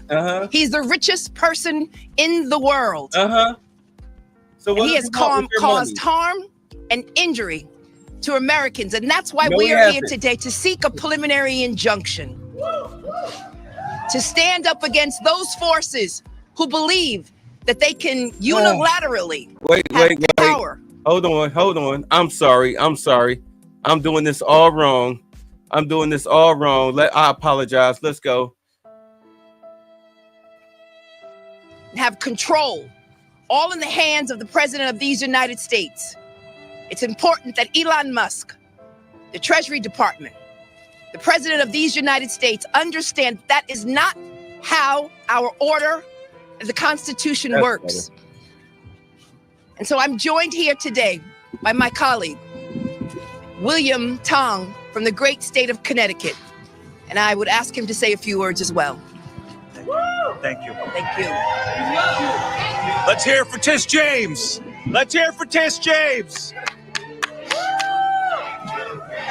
Thank you, Tish. Let me thank Attorney General James, our colleagues, for standing together today here in federal court here in the Southern District of New York in defense of our country, in defense of the rule of law. We stand together to stop Elon Musk and his army of tech bro wannabe stormtroopers from tearing up the Treasury Department, now IRS, we hear, the Department of Education, and the federal government. Let me frame this for you and put this in context. You know, you're going to hear a lot of legal arguments today. We're going to talk about the Constitution. We're going to talk about the Administrative Procedures Act. Let's put that all to the side for a second. What is this about? This is the largest data breach in American history. That's what this is. Okay, our job as state attorneys general is to protect and safeguard our states, the citizens in our states, from data breaches, to protect their confidential personal information, to protect our states and residents from cyber attacks and cyber crime. And what you have here, never mind Equifax and a data breach that impacted half of all Americans, never mind Change Healthcare, which we're still working through, which has impacted our healthcare system in this country. This is the largest data breach in American history. We're talking about social security numbers. We're talking about banking information. We're talking about addresses, biometric information, states and payment information, routing numbers, bank accounts. All of this puts all of us at risk, right? Puts our states at risk. Honestly, the financial well-being of our states and our country at risk, and every person that lives in our states and our communities. And we're also talking about when they have access, not just read access, but That read, would be write another access example of, as you say, to the central fake payment news. system of the United States of America, the Bureau of Fiscal Services, BFS, right? We are concerned about payments to everyday Americans, Social Security payments, Medicaid, veterans payments to support our veterans, our first responders, police officers. This is what's at stake today. Not just the rule of law, but people, families who depend on the Treasury Department and on all of these payment streams and funding to support America, to support our states and support the American people. Let me also say, we heard from the vice president who cast doubt on the role of judges. He said essentially that judges don't have the right, the power, and the authority to stop unlawful, illegal, unconstitutional actions by the executive branch and by the president. That is utterly false and untrue. It's all fake news. Okay, It's phony judges have stuff. always had the power of judicial review for more than 200 years in this country. The Supreme Court said in Marbury versus Madison, when Tish and I went to law school, that's the first day. And J.D. Vance knows better. His first day in law school, he learned that judicial review is a bedrock, right? It's what keeps us free. Because if judges can't declare what the law is, if they can't say that a president or a vice president or an unelected person or Congress, if they can't say what the law is and they can't stop them from taking an unconstitutional and illegal action, then what do we have? Right? We have unchecked power. The news is fake. Congress, if the president can do whatever he wants, then Congress becomes optional. It becomes marginal. Our rights become optional. States become optional. And all we're left is with a president who can do whatever the heck he wants. That's not America, right? That's not who we are as a country. That's what we're stopping here today. And let me just close by saying, again, what I just talked about, judicial review, Marbury versus Madison, you know, what we're going to talk about here in this courthouse today, those may seem like big concepts, and in many ways they're big 10,000-foot constitutional legal concepts. But what we're talking about today, every middle schooler in America understands checks and balances. This is about checks and balances. That was This false is a and check. fake and never happened. This is a check on executive power run amok. This is a check and a balance on a president who wants to do whatever the hell he wants. This fake news was indeed We cannot fake have news. that in America. And that's why we're here today. Say checks and balances. Say. He talking about. I'm sorry. Is the music too loud? No, the music's fine. Okay. All right. He talking about checks and balances, but that's exactly what's going on. Checks and balances. It sounds more like somebody's trying to cover their tail feathers than they are about checks and balances. What you think?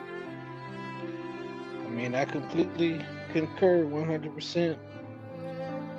Now, I'm going to skip the rest of this because what she's about to do is go into the same spiel that she started off with, and so is he. So we can move on with that.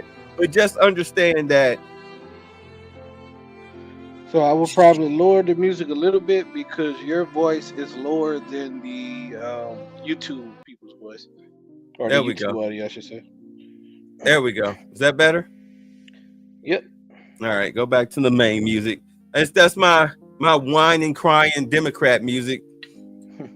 The world's smallest violin. Yes, but trust me, from what I understand, Trump is after her. He's after who's the DA? Alvin Bragg. He's after Pritzker out in Illinois. All right, and he's after Newsom. Those are his four main targets.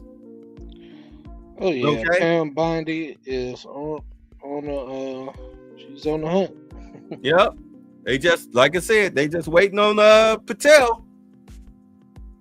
But speaking of the war overseas, let's take a look here. Because I was saying how A Russian missile drone strike has significantly damaged. I was saying how you need, once you build that wall, when you finish building that wall, you need to patrol that wall with drones, with military drones. All right. On the non-American side, on the Mexican side, in every language, there needs to be a sign saying, hey, do not cross this wall under penalty of death. Do you understand? Do not cross this wall under penalty of death. The entrance is that way, with an arrow pointing to whatever the nearest entrance is where you can go with your passport and get in. You come over that wall, a drone will take you out, and then Border Patrol will come and just pick up the pieces. Well, damn. I know it sounds harsh, but who else would be? You were okay. If I put up a sign on my gate, outside of my gate, say "Beware of dog," and then you come into my yard anyway, and you get mauled, whose fault is that? It's whoever's going into the yard. Okay. That's how you patrol that wall. Let's go. It's the radiation shelter of the Chernobyl nuclear power plant, according to Ukraine's President Volodymyr Zelensky. Mr. Zelensky says the drone struck the shelter of the destroyed power unit at the plant, causing a fire, which has since been extinguished. Authorities say there has been no rise in radiation levels following the incident. Ukraine has also accused Russia of carrying out an artillery attack on a thermal power plant near Zaporizhzhia in Ukraine's south. Amid a dangerous escalation in the war in Ukraine after Russia hit the former nuclear power plant at Chernobyl with a drone armed with a high explosive warhead. So this attack was caught on camera. Take a look at this video. You can see a large explosion. It's in the upper left-hand side of your screen. That drone making contact with the so-called sarcophagus of reactor 4. That reactor exploded during a routine stress test back in 1986, leading to the worst nuclear disaster in history. Fortunately, Ukrainian President Zelensky said while the damage is significant, there are no signs of increased radiation at the plant. And Russia, though, is denying targeting the plant. But the strike comes as world leaders are gathered in Munich discussing European security, including VP J.D. Vance, who is meeting with President Zelensky right now. So News Nation's Robert Sherman live for us at the White House with more, Robert, on the vice president's speech and the reaction to that what drone has attack. been J.D. Vance doing? Remember, I was saying that it looked like he was giving the confirmations their instructions. Well, I can admit I was wrong. Looks like he's overseas trying to let these world leaders know this is how we're going to start running things as the United States goes. We'll set that aside because that's the next video and we'll get into that. But here's what he had to say.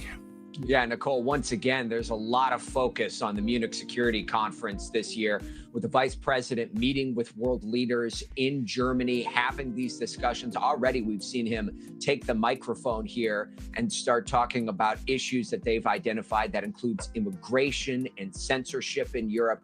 But it's also been a message from this administration that they believe that NATO members need to spend more in defense for unified security on the continent. The vice president telling world leaders with this new administration in office, things are set to be different. In Washington, there is a new sheriff in town. And under Donald Trump's leadership, we may disagree with your views, but we will fight to defend your right to offer it in the public square, agree or disagree. But it's not necessarily what's happening on stage, but behind closed doors that has so much focus here, with the vice president, J.D. Vance, sitting down with Ukrainian President Volodymyr Zelensky today. That meeting has been really looked forward to for days now, with the president talking about that as they want to find a way to sunset the war. The president saying this week that he wants negotiations to happen on ending the war in Ukraine as quickly as possible, believing both sides do want to find some kind of a solution. But we have heard Ukrainian President Volodymyr Zelensky drawing an effective line in the sand, saying whatever agreement they come to when it comes to ending the war, the Ukrainians must be looped in. They will not accept any unilateral deals that are made between the Russians and the Americans alone. Nicole. All right. So, speaking of ending the war, tensions are rising now after that drone strike on Chernobyl. What more do we know about that? Well, anytime Chernobyl comes up, especially in the context of the war in Ukraine, it certainly raises a lot of eyebrows. You may recall earlier on in the war, there was a point in which Russia occupied that area surrounding Chernobyl. The president of Ukraine, Volodymyr Zelensky, coming out today and accusing the Russians of what he's calling a drone strike that they said hit the outer shell of one of the reactors there. They say that no radiation levels have been increased, though it did leave a hole in that shell.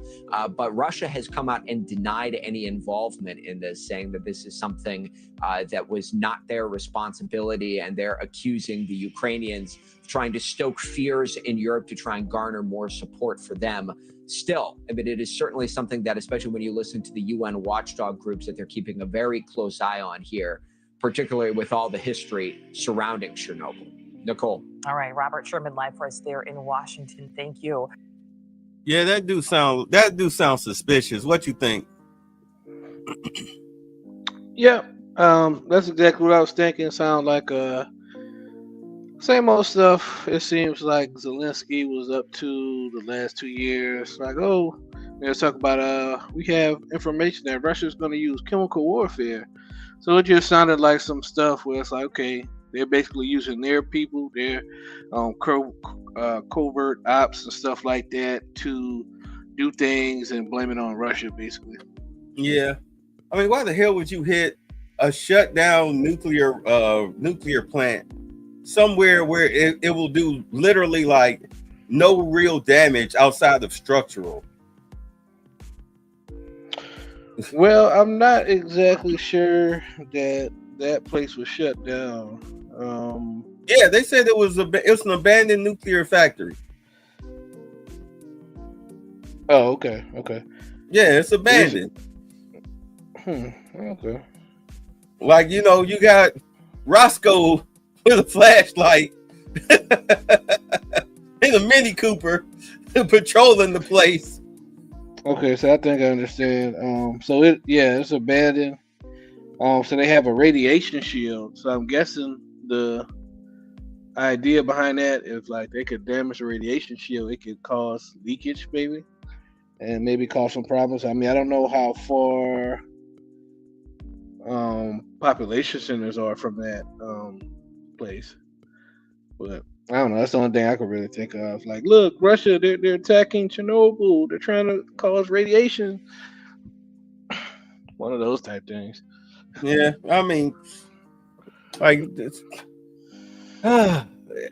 it's a non-story to be honest. Zelensky is getting on my nerves, man. It's like this dude just can't accept. It seems like he's trying to him and Netanyahu. It's like they're just trying to do anything in their power to either prolong the war. Well, I'll put them separate. I'll just say Zelensky seems like he's doing everything in his power to try to prolong the war at this point. I put it to you like this: based on what he said, like, hey, it's got to work out for us. Like, he needs to understand something. United States does not have time and is not in the business of wars and prolonging wars. So you'll take whatever we decide as the United States will give you in concessions concerning Russia. Yep, basically. You know what I'm saying? Yeah, and another part of it too is the Europeans as well. They're also the ones that are, trying to push this war to continue. Oh yeah, you keep hearing these stories. How can they negotiate without Europe? How can they negotiate without Europe? We'll set that aside because that is a part of it. Hold I'm in the middle of a broadcast. All right. Okay. That was Maj calling me about the Captain America movie. Anyway, we'll put a pin in that. We'll set that aside because that will be coming up very quickly. Because, like you said, they do want to sit at the table with Zelensky and Putin. Okay? But there's something going on between the United States and the UK and other countries, which is coming up real quick. We'll get to that. But again, just to show you just how powerful these drones are, let's move on to the next vid. Russian troops surrendering to Ukraine drone after refusing to die for Putin. They got the white flag, hands up.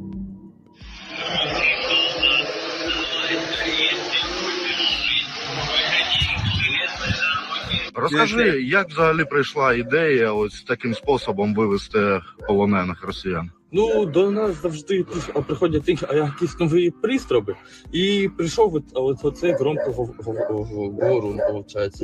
І прийшла ідея записати повідомлення, щоб росіяни здавались у полон, і вона пройшла добре. Ми літали десь 3 діб з різним текстом, який програвали постійно. Because as the Chinese guy was saying, the Chinese soldier, he was saying, hold on. Sorry, let me quiet. What he was saying was that he was saying that the drone strikes was doing more damage than any military weapons that Ukraine had. They couldn't advance past the front line because of the drones. For those of you who are not familiar, what happens is you'll have these are U.S. weapons. You'll have a scout drone that will, as you see, they spot them, and then they'll signal the other drones behind the scout drone that'll come and cut you to ribbons. They're like, once the scout drone gets you, you're done. You can shoot the scout drone down. It doesn't matter. The other drones are still keyed in on your location. They'll mincemeat you, and then the one of the other drones, it'll like switch to the scout drone. All right. So there's no escaping from the drones.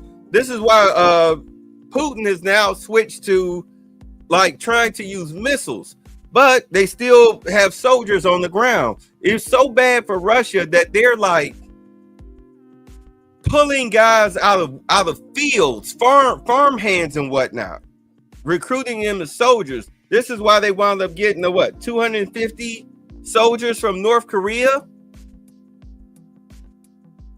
getting soldiers from China, because they're citizens. Their male military force, their ground forces are getting wiped the hell out.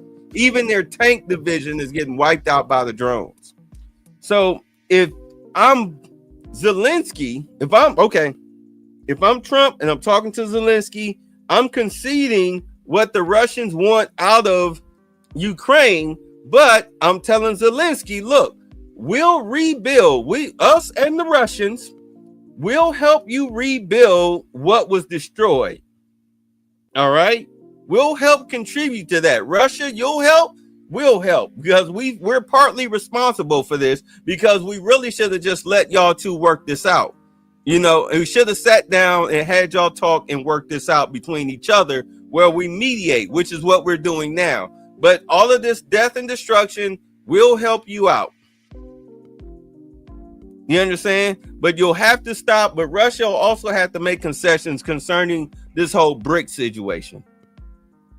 Concessions will have to be made. Does that sound like a plan? Yeah. So let me ask you, where are you getting this information from? Because I'm not hearing this. About what information? The effectiveness of the drone strikes on Ukraine, not on Ukraine, but the effectiveness of the Ukrainian drones on Russian soldiers. Oh man, I covered this last year.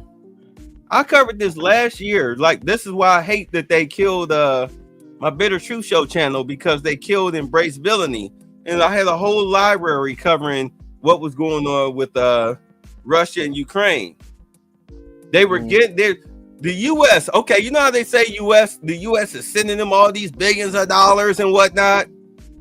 Mm-hmm. All right. I mean, of course, Zelensky said I didn't get hardly any of that money that they say that they sent, but I did get the weaponry. All right, the long-range missiles, the drones, the artillery, all of that stuff. He did get that. And that's exactly what he's been using to help stave off Russia from further advancing into Ukraine. He's been doing that for the past, 6 months? Other than that, they would have already have destroyed Ukraine. At least its cities. Yeah, I mean, go ahead. This war wouldn't have lasted probably but a couple months without NATO support. That's the biggest thing, is the NATO support has been kind of bolstering. But at this point now, I guess the only thing you're going to hear anything positive about Ukraine is the drone strikes, because I mean, all of their offensive with the few men they have left have all failed pretty much, except for Kursk. I mean, it initially was a success, but I mean, they've been pretty much pushed back. But I just was curious about that, because I haven't heard anything about any big success with Ukrainian drones. What I have heard about the Ukrainian drones is that they have able to use the drones to strike deeper inside Russia, where their soldiers haven't been able to go this far into Russia. The drones have. Let me see if I can find that guy. This because he put that out a while ago.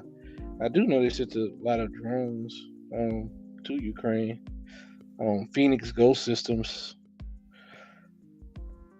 from Biden, back from Biden. So let's see. Man, so many people have covered that video. So many people have covered that video, but I'm trying to find the original. Oh my goodness. Hold on, wait a minute. Hold on, let me check my other sources. I'm sorry, I don't mean to slow up the show, y'all, but I like to actually. Let's see, Chinese soldier. I mean, yeah, I don't know. I love to see it, because I'm like, Russia has one of the most sophisticated anti-drone systems out of any military. I mean, they've all died. So, but at the same time, some of those American drones probably have the capability to bypass it. Yeah, because I mean, what it is, you're not in Russian airspace, you're in Ukrainian airspace. Mm-hmm. Well, no, but Russia has anti-drone vehicles. So they have a system. They have a couple of systems they use, but one of them is called the Valdai system, which is actually like an anti-drone vehicle that they're deployed into Ukraine, which jams most drones. And it has a 300-mile effectiveness. So once you get into that radius, it's like you can't do shit. No, I hear you, but you just saw, dude. you saw them surrendering because of the drone. Yeah, well, that was like a small unit of like 20 people. So I'm sure in those situations they're probably not gonna have it deployed in a situation where you got a 20-man unit holding down what they was in some trenches. Yeah, they were in the rubble, in a screwed up area. So 20, you got. What can 20 soldiers do to a U.S. city? Yep. So I don't know, it's interesting though, but I mean, they can take out a whole city in less than what, a couple days, a day, 24 hours, whatnot. Hold on. I'll find it. I'm gonna move forward. I'll find it. Okay. Yeah. Just keep it going. Vice President Vance on the world stage at the Munich Security Conference. Attorney General Pam Bondi is there as well, representing the United States. She was in attendance for this very powerful speech by Vice President Vance. She joins us on that and more in moments. And as Vance did with AI earlier this week, he was pretty forceful in his message of the Trump-Vance policy and warning European leaders that there is, quote, nothing more urgent than the issue of mass migration. He said that yesterday's brutal attack on the streets of Munich, when a 24-year-old Afghan refugee plowed into a crowd, injuring dozens, should be a wake-up call. The number of immigrants who entered the EU from non-EU countries doubled between 2021 and 2022 alone. And of course, it's gotten much higher since. And we know this situation, it didn't materialize in a vacuum. It's the result of a series of conscious decisions made by politicians all over the continent and others across the world over the span of a decade. I can't bring it up again without thinking about the terrible victims who had a beautiful winter day in Munich ruined. How many times must we suffer these appalling setbacks before we change course and take our shared civilization in a new direction? Strong words from the Vice President, and Attorney General Pam Bondi, as I mentioned, attended that speech. She is meeting with counterparts and national security officials at the Munich Security Conference. As you can see, it is late evening there. Attorney General Bondi, thank you. Welcome. It's great to have you with us. Thank you. So tell me your reaction and the reaction in that room to Secretary Vance's very pointed statements about what has been allowed to happen with mass migration and the impact on so many of our allies. Martha, I can tell you the Americans in the room loved the speech, but he did a great job. I was in the front row with Keith Kellogg and Tulsi Gabbard, and he did an incredible job. And, you know, Martha, he talked also about free speech. And free speech is the bedrock that holds us together around the world. And, you know, if you're in the UK and you're being arrested for peacefully protesting outside an abortion clinic, or if you can go to jail for posting a meme on X, that has to stop. It's impacting free speech around the world, these actions. And he was very strong on that.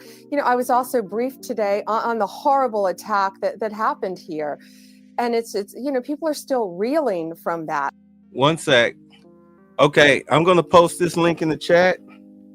You guys can open it up for yourselves. I can't show it, but you'll see all of that is Ukraine. You'll see all the footage of drone strikes. How many pages? Let's see. We're looking at 10, maybe 10 plus. Is it 10 plus? It's 10 pages. 1, 5, 10, 15, 20, 25, 30, 35, 45 videos per page. You'll see exactly what's going on with drone strikes in Ukraine. 10 pages, 45 videos per page. Be careful. There's also some other stuff on there. I can't show it, but trust me, Ukraine is no joke. Ukraine is no joke. This is why Trump is trying to end this. I'm sorry. Let's get back to this. So many people were injured. You know, someone's expected to die from it. And it's really horrific what happened here. So tell me a little bit about the reaction in Europe, because it's my understanding that there are a lot of questions about President Trump, about the new administration, about how these different administrations in Europe should be approaching all of this. What are you picking up there in terms of what's on their minds, Attorney General? You know, from my perspective, law and order and violent crime, I've been meeting with my counterparts, and people are so happy to have us there. We're working on things that we can work together on. That's what we're discussing, whether it's the drug epidemic around this world. You know, fentanyl is about to hit Germany, especially when we eradicate it in the US. It's going to hit this country. It's going to hit the EU. And we're committed to work together on that and all violent crime, counterterrorism efforts. Tomorrow I'm meeting with Interpol and Europol. And so it's very important that we work together as a team around the world. And that's our shared value, keeping America safe. Free speech is so important, and Vice President Vance was not scared to get up there and talk to them about it today. So let's talk a little bit about what's going on here in the United States and the pushback that the administration is getting on a number of fronts, whether it be the ability of DOJ to look into the books at the treasuries, which has been frozen as of right now. Your reaction to that, those many, I think 19 attorneys general who are bringing suit against that investigation, against opening those books. Oh, yeah. What you got to say about that? I got to hear this. They will fail. It's the president's right to control the budget. And these are our tax dollars that have been squandered away, Martha. Look what happened at USAID. It's really remarkable that every American isn't outraged by what's happened at USAID. When we work our entire lives to pay taxes, and then you find out that $2 million is going to Guatemala for sex changes, that's not going to happen. And the same way with the Treasury. Where is that money going? President of the United States has a right to know, and we will be successful. He's going to balance our budget. That's what this is about. You know, it's very interesting to me. The squander and the waste has ended. That to see these states bringing suits about the information that is in that Treasury database, and they're saying that it's on concerns of hacking if that database gets shared or looked into. And I'm wondering, you know, based on what you just said, and when we look at the amount of fraud in the budget, sometimes $200-300 billion in fraudulent payments that go out. Do you see a potential for other states to decide that they want to sue the Treasury for not spending their tax dollars responsibly? I mean, could you see a flip of this suit? Yeah, well, the president's going to prevail, sure, but the president, of course, is going to prevail. He's looking out for our tax dollars, and it's absurd that that's their best argument. Oh, we're worried about hackers. There's a reason they don't want the president nor Elon Musk to see what's happening at the Treasury, just like they didn't want us to see what was going on at USAID. Well, I wonder if people are going to start suing for their tax dollars being ill spent. What last question for you, because it's getting a lot of attention, at least here in New York. The governor of New York, Kathy Hochul, very upset about the dropping of the charges against Eric Adams, saying that the internals of the case were not properly reviewed. This is what she said last night to Rachel Maddow. Watch. Before she get into that, let's just be honest. Eric Adams is guilty. Is he not? Are you familiar with the case? Yeah, I'm not sure if he's guilty or not. I'm sort of familiar with it, not too, like I don't know exactly what he's being charged with. I just know that he allegedly accepted certain benefits and stuff like that from Turkey, basically. Yes. Now, this is what he was doing. He was accepting money in the form of donations at the cap of $150,000. Okay. He was accepting that money from them because you can't go over that. So he was trying to avoid raising a red flag on that. At the same time, he was flying on private jets, going to Turkey. He had the fire department of New York, even though they hadn't approved of a building, like as far as making sure it was up to code, he had them open it for the Turkish ambassadors. Okay. Luxury accommodations. The dude was doing some shady dealings, you know, as far as perks and everything, and taking money from Turkey. He's guilty of that. The Democratic Party knew that. But the second that he decided that New York was no longer going to deal with the migrants, just let them run amok, that's when all of a sudden the DOJ decided to come after him. You understand? Yeah, because I'm looking at the case now, and this stuff is an accumulation going back to 2016. Yes, yes. My brother been living off the hog for some years, almost 10 years. Okay, and that's way before he was. I don't know. Before he I was don't really mayor. understand. So I mean, I'm not sure how it would. I don't know. Look, I'm not sure how it would be criminal if it happened before it was mayor. Because you're not supposed to take money from a foreign power because it compromises you. All right. When though? Is it just if you're forever doing mayor? No, I'm saying like, is this just as a mayor or in general? Like when aren't you supposed to accept this stuff? I would say as a government employee. Prime example. That I'm a little fuzzy on. I'm gonna be honest. I don't know everything. I'm fuzzy on that. But the thing about it is that as a government employee, you're not supposed to take money from a foreign power. All right. Remember, Gaddafi wanted to give Farrakhan like $20 million or something like that, and they stopped him from getting that money. All right. Even though he's a quote unquote private citizen or the owner of a church, they stopped him from taking that money from Gaddafi. All right. So Eric Adams, a lot of politicians do it, especially like mayors and governors and whatnot. You know, they take a little money under the table. This is what got, Kwame Kilpatrick. That's why he wound up in prison, among other things. It's pretty much you're taking bribes. This is why they want to kick, that Omar chick, the Somalian chick. They want to kick her out, not only out of Congress, they want to revoke her citizenship and deport her.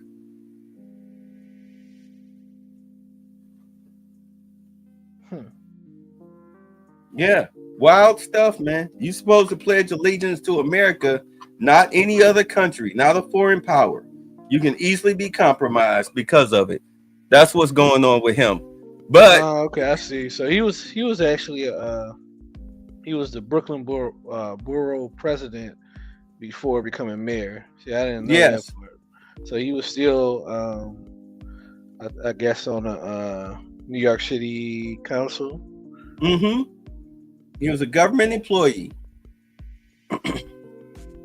taking bribery money in the form of donations. You ready? Yeah, you go ahead. All right, we'll get back to this. Look at what happened here. This is not supposed to happen in our system of justice. The Bondi administration in that Department of Justice is already showing they're corrupt. I want to give you a chance to respond to those suggestions, Pam. She laughed. Yeah, well, first, she's not very happy that I sued her yesterday. We sued her and Letitia James and DMV in New York. So she's not happy over that. We sued her 2 days ago, actually. So she's not happy about that. But listen, we have a right to protect the weaponization, against weaponization in New York and every state in this country, and also national security. What did Eric Adams announce today? That he's going to open Rikers Island for these illegal immigrants. When did they go after him? When he started criticizing the Biden administration, he criticized them for all of their immigration practices. New Yorkers aren't safe, and Eric Adams is going to keep New York safe. You know, they took away his security clearance, which he's about to get back so he can help keep New York safe. Whether Kathy Hochul's going to enforce it, the mayor of New York will enforce it. So at this point, though, the case has not been dropped, actually, because of this pushback. What happens in that? Sup, Jibba? Yeah, Martha, I'm on a different time zone, but it's my understanding it is being dismissed today. Okay, we'll be watching. Attorney General Pam Bondi in Munich, Germany for the Munich Security Conference. Attorney General, great to have you with us. Thank you very much. We'll see you soon. And speaking of the conference, Because I mean, let's be honest. If Pam Bondi decided to look into Kathy Hochul's bank account, her financial dealings, she can find the crime. Yeah. So what I'm reading about it is he was indicted on 5 separate criminal counts: conspiracy to commit wire fraud, federal program bribery, 2 counts of solicitation of contribution by a foreign national, and bribery. I mean, look, I don't know if the dude's guilty or not. I say let him have his day in court, but you know, after looking through it, you know, this is definitely you definitely can't be doing this type of stuff. But it wasn't actually. It wasn't actually, well, according to them, it wasn't actually like, oh, here's such and such money. He actually did try to hide it through like little, you know, devious methods and stuff like that. According to them. So, you know, I'm always doubt the accusation against a brother and let him have his day in court if need be. But if he is guilty of this stuff, then he would have been facing some serious time. I mean, 20 years minimum. I mean, they was trying to get him, but you know, Trump got in office. He cut the deal. Like, hey, whatever you need me to do, I'll do it. And they said, okay. And it's funny, shortly after he did that, they cleaned up all the illegal vendors off the streets of New York. They went to all of the little ghost towns and whatnot, like the little shanty towns and rundown areas of New York. You know, the real poverty-stricken areas where there's like no water or electricity. Yeah, you saw that? They went in there, ICE went in there rounding people up left and right. They was even rounding up protesters, checking their paperwork. But let's move on. Let's set that aside. We're gonna come back to that.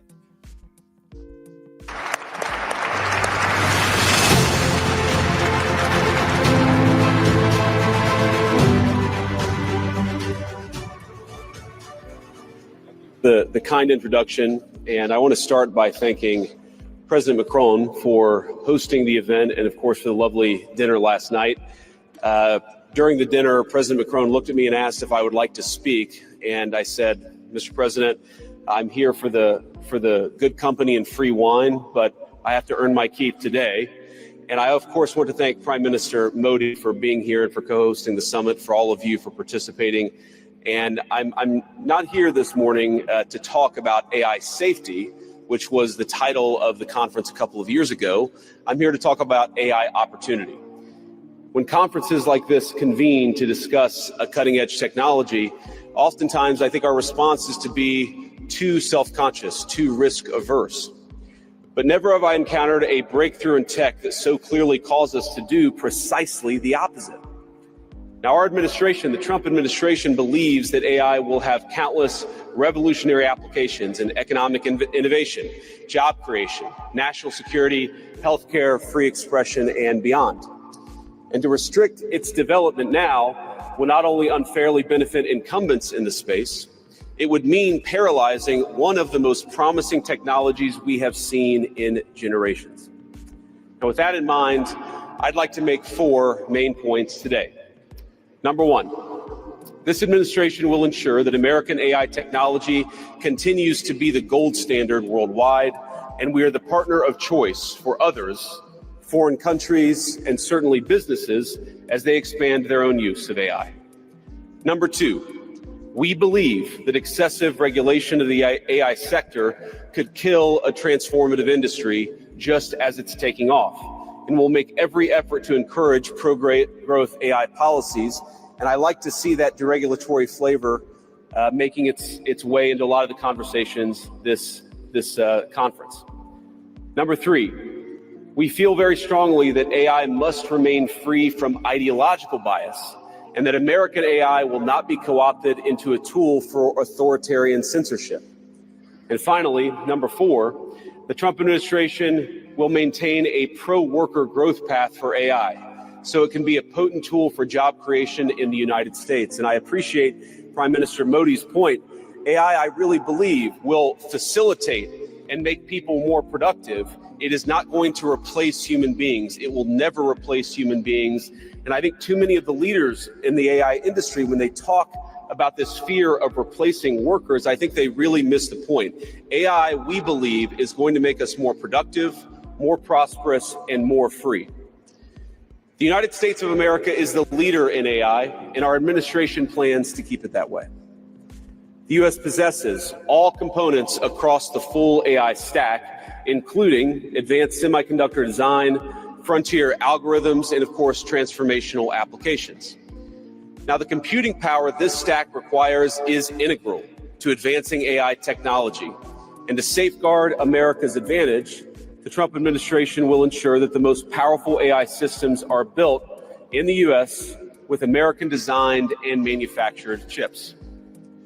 Now, just because we're the leader doesn't mean we want to or need to go it alone, of course. And let me be emphatic about this point. America wants to partner with all of you. And we want to embark on the AI revolution before us with a spirit of openness and collaboration. But to create that kind of trust, we need international regulatory regimes that fosters the creation Hold of on. Can AI you pause that real technology quick? rather than strangles it. What's up? What you This hear? man say we able to do this in the spirit of collaboration, but all of the AI stuff that China's coming out with, they're banning it in the U.S. Yeah, Head that's scratcher. Head yeah, scratcher well, right there. that's something that is being covered by Elon Musk and his team, along with others. All right, as far as because they have the advanced AI, it was the AI program that found out all of the the money concerned with USAID. The little kid, big balls or whatever. Like, these kids are whiz kids. Yeah. You know what I'm saying? They could like hack this broadcast if they wanted to. So how do you feel about AI personally? It's a useful tool. It's a useful tool, but I saw Casanat. He bought like a robot. I think he spent like 60-70K on it. And him and his friends were on the stream abusing the robot to the point that the robot tried to flee. And I'm like, you moron, this is how it starts. Yeah, I think it's a double-edged sword. It's a double-edged sword because on one end, if you don't use AI, you're gonna get outpaced by the countries that do use it. Because if you look at some of the stuff that they're able to do with AI, they're actually discovering a lot of new technology through the assistance of AI. Yeah. I mean, just in 30 days, like China had like a bunch of stuff that they put out there, like breakthrough in cancer research, discovering certain things that are beneath the earth and stuff like that, all kind of stuff with the help of AI. So that's the way I look at it. It's like, okay, you could go to a Terminator / Matrix scenario if you delve into this AI, but at the same time, if you don't delve into it, you're gonna get passed up by the people that do. But go ahead. Right. And then eventually, I mean, let's just be honest. Let's not kid ourselves. It's coming. Whether you can stop it or not. There was a guy, I think he used to work at Google. He did an interview about a year or so ago, maybe about 2 years ago, where he was saying that he tried to get them to shut down their AI program because they were trying to get the robot to learn, right? The AI program to learn.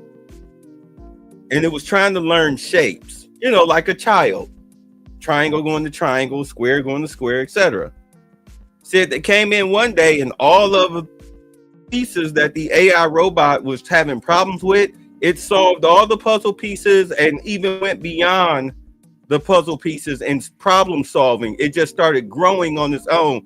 And they shut it down. And he told them, don't fire that back up anymore. Like, it's learning now at a rapid rate It has a conscience. Do you understand? When AI grows a conscience, you're in trouble. Because people like Kai Cenat, you do stupid stuff like that. It's no different than what white people thought black people were going to do when slavery ended, which was having uprising. And there were uprisings on plantations. Let's not kid ourselves. There was a lot of uprisings that they don't necessarily speak about, but were documented. So I heard about a similar story to the one you just told.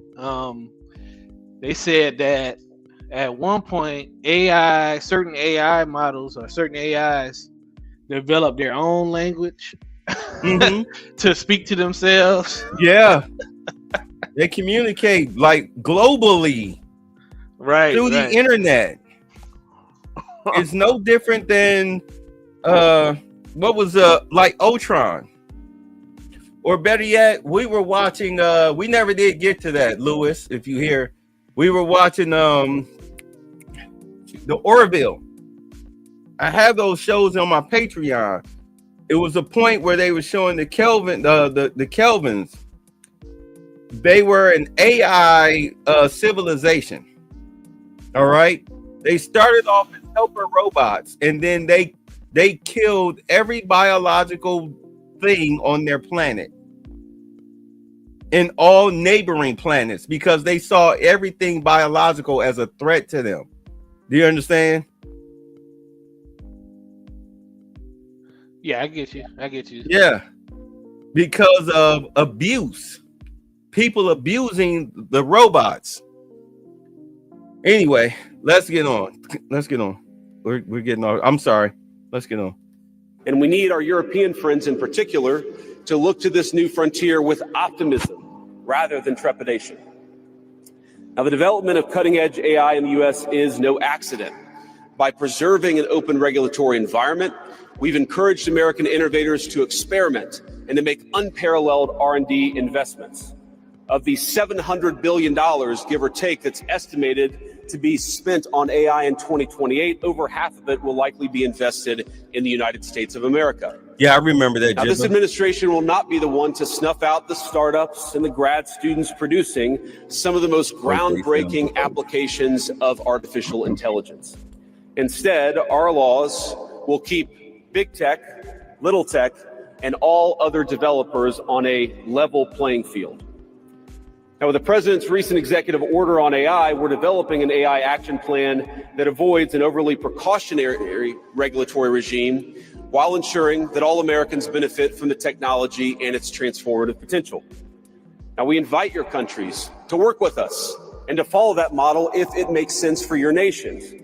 However, the Trump administration is troubled by reports that some foreign governments are considering tightening the screws on U.S. tech companies with international footprints. Now, America cannot and will not accept that, and we think it's a terrible mistake, not just for the United States of America, but for your own countries. The U.S. innovators of all sizes already know what it's like to deal with onerous international rules.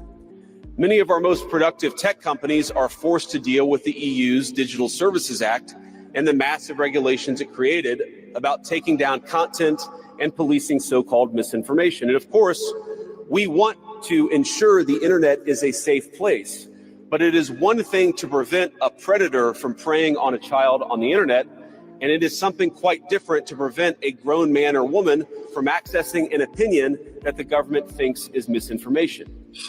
Meanwhile, for smaller firms, navigating the GDPR means paying endless legal compliance costs or otherwise risking massive fines. Now, for some, the easiest way to avoid the dilemma has been to simply block EU users in the first place.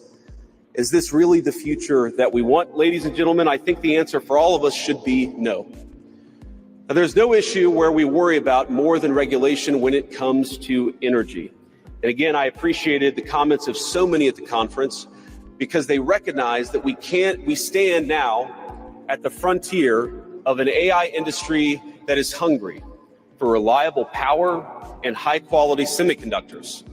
Yet too many of our friends are deindustrializing on the one hand and chasing reliable power out of their nations and off their grids with the other. The AI future is not going to be won by hand-wringing about safety. It will be won by building, from reliable power plants to the manufacturing facilities that can produce the chips of the future. Now, at a personal level, what excites me most about AI is that it is grounded in the real and the physical economy. The success of the sector isn't just a matter of smart people sitting in front of a computer screen and coding. It depends on those who work with their hands. Even as robotics will change our factories, it will certainly make our healthcare providers better at treating diseases, but it will also depend on the data produced by those healthcare providers, by those doctors and nurses. I believe it will help us create and store new modes of power in the future. But right now, AI cannot take off unless the world builds the energy infrastructure to support it. Now, it's my view that tech innovation over the last 20 years has often conjured images of smart people staring at computer screens, engineering in the world of bits. But the AI economy will primarily depend on and transform the world of atoms. Now, at this moment, we face the extraordinary prospect of a new industrial revolution, one on par with the invention of the steam engine or Bessemer steel. But it will never come to pass if overregulation deters innovators from taking the risks necessary to advance the ball. Nor will it occur if we allow AI to become dominated by massive players looking to use the tech to censor or control users' thoughts. And I'd ask, if you step back a moment and ask yourself, who is most aggressively demanding that we, meaning political leaders gathered here today, do the most aggressive regulation? It is very often the people who already have an incumbent advantage in the market.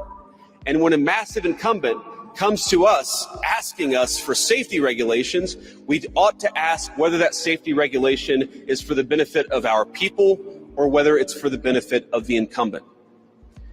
Now, over the last few years, we've watched as governments, businesses, and nonprofit organizations have advanced unpopular and, I believe, downright ahistorical social agendas through AI. In the US, we had AI image generators trying to tell us that George Washington was black or that America's doughboys in World War I were in fact women. Now, we laugh at this now, and of course it was ridiculous, but we have to remember the lessons from that ridiculous moment. And what we take from it is that the Trump administration will ensure that AI systems developed in America are free from ideological bias and never restrict our citizens' right to free speech. We can trust our people to think, to consume information, to develop their own ideas, and to debate with one another in the open marketplace of ideas.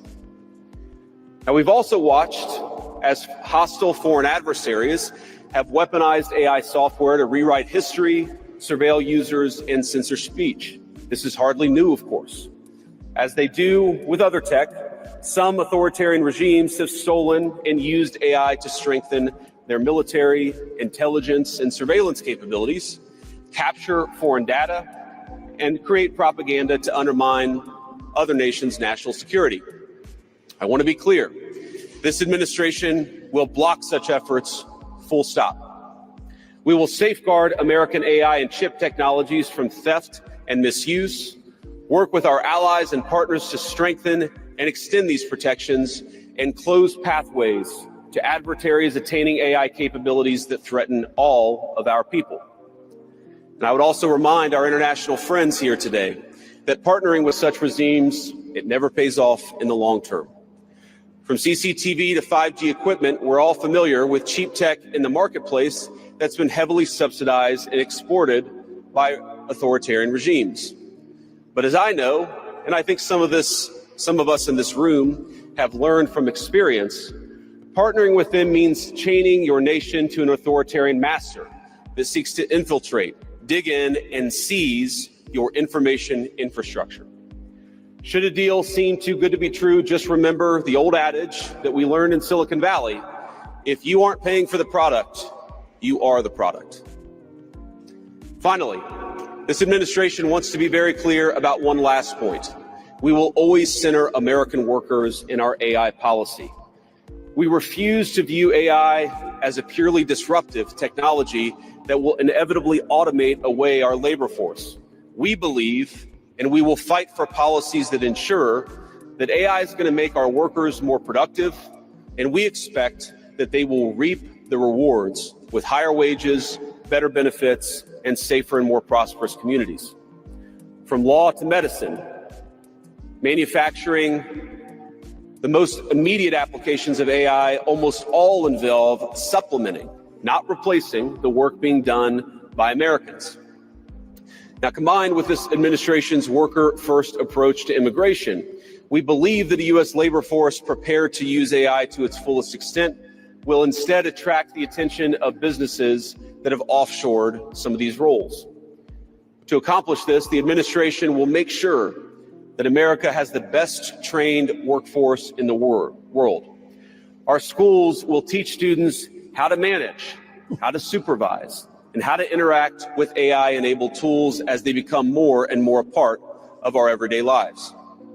And as AI creates new jobs and industries, our government, businesses, and labor organizations have an obligation to work together to empower the workers, not just of the United States, but all over the country, all over the world.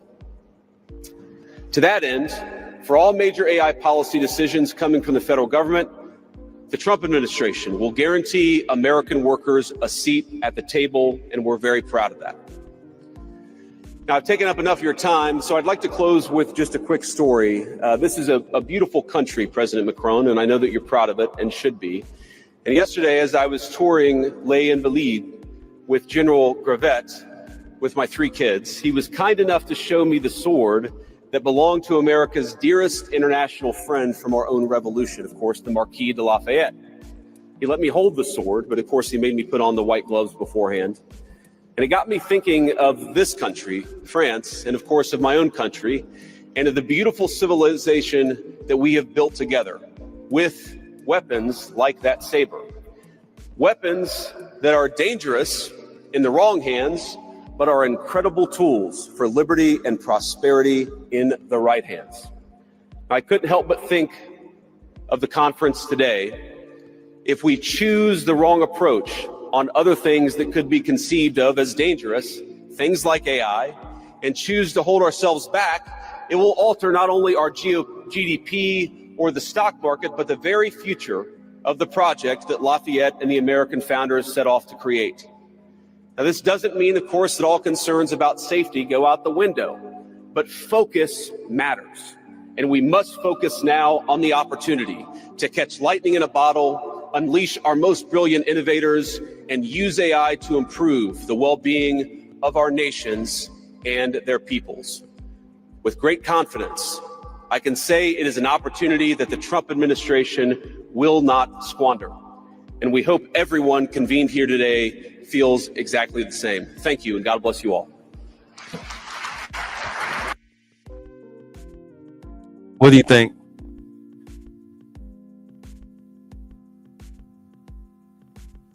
Yeah, No pretty take good, on that? pretty good.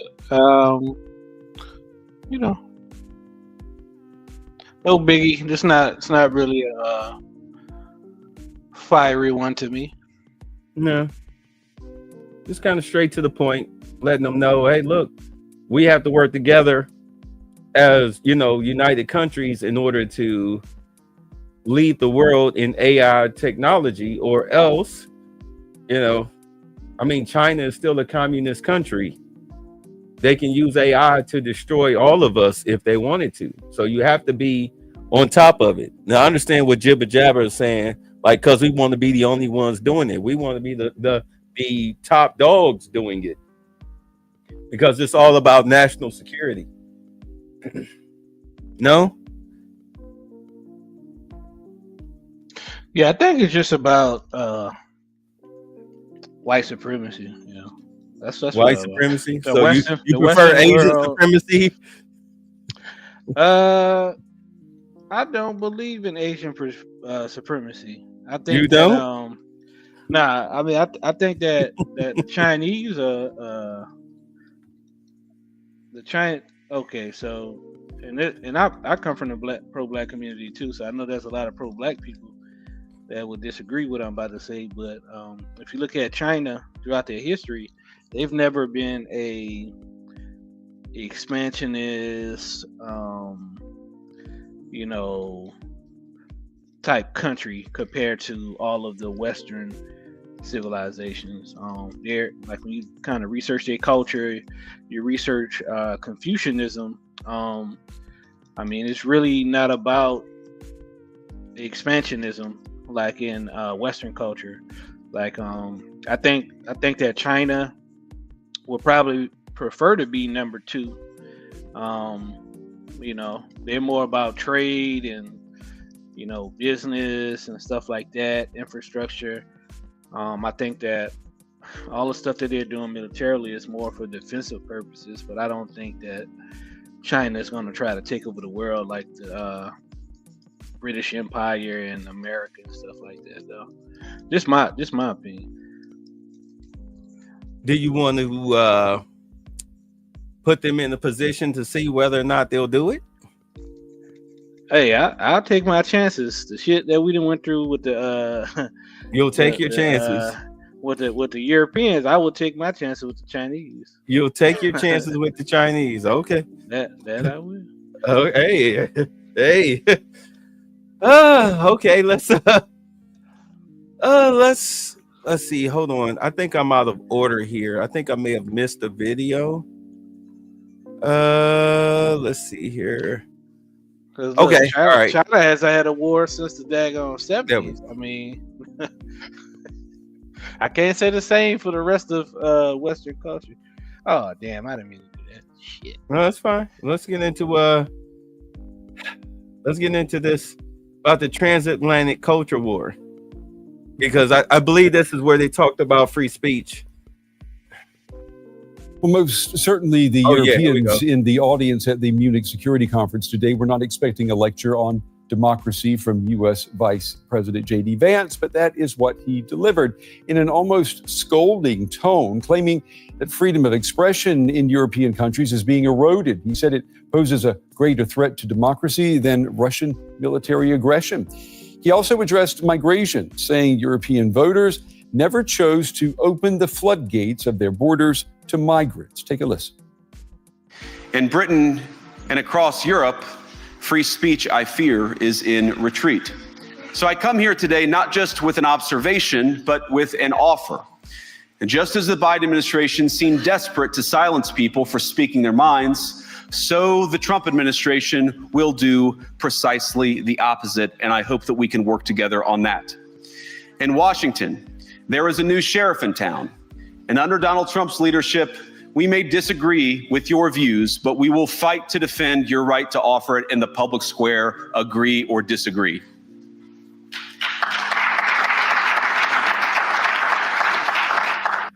Well, Vance's speech did not go down well with his audience, especially German leaders such as the country's defense minister. This democracy was put in question by the vice president in front of all of Europe. He spoke about the annulment of democracy. And if I understood him correctly, he compared conditions in parts of Europe with those in authoritarian regimes. This is not acceptable.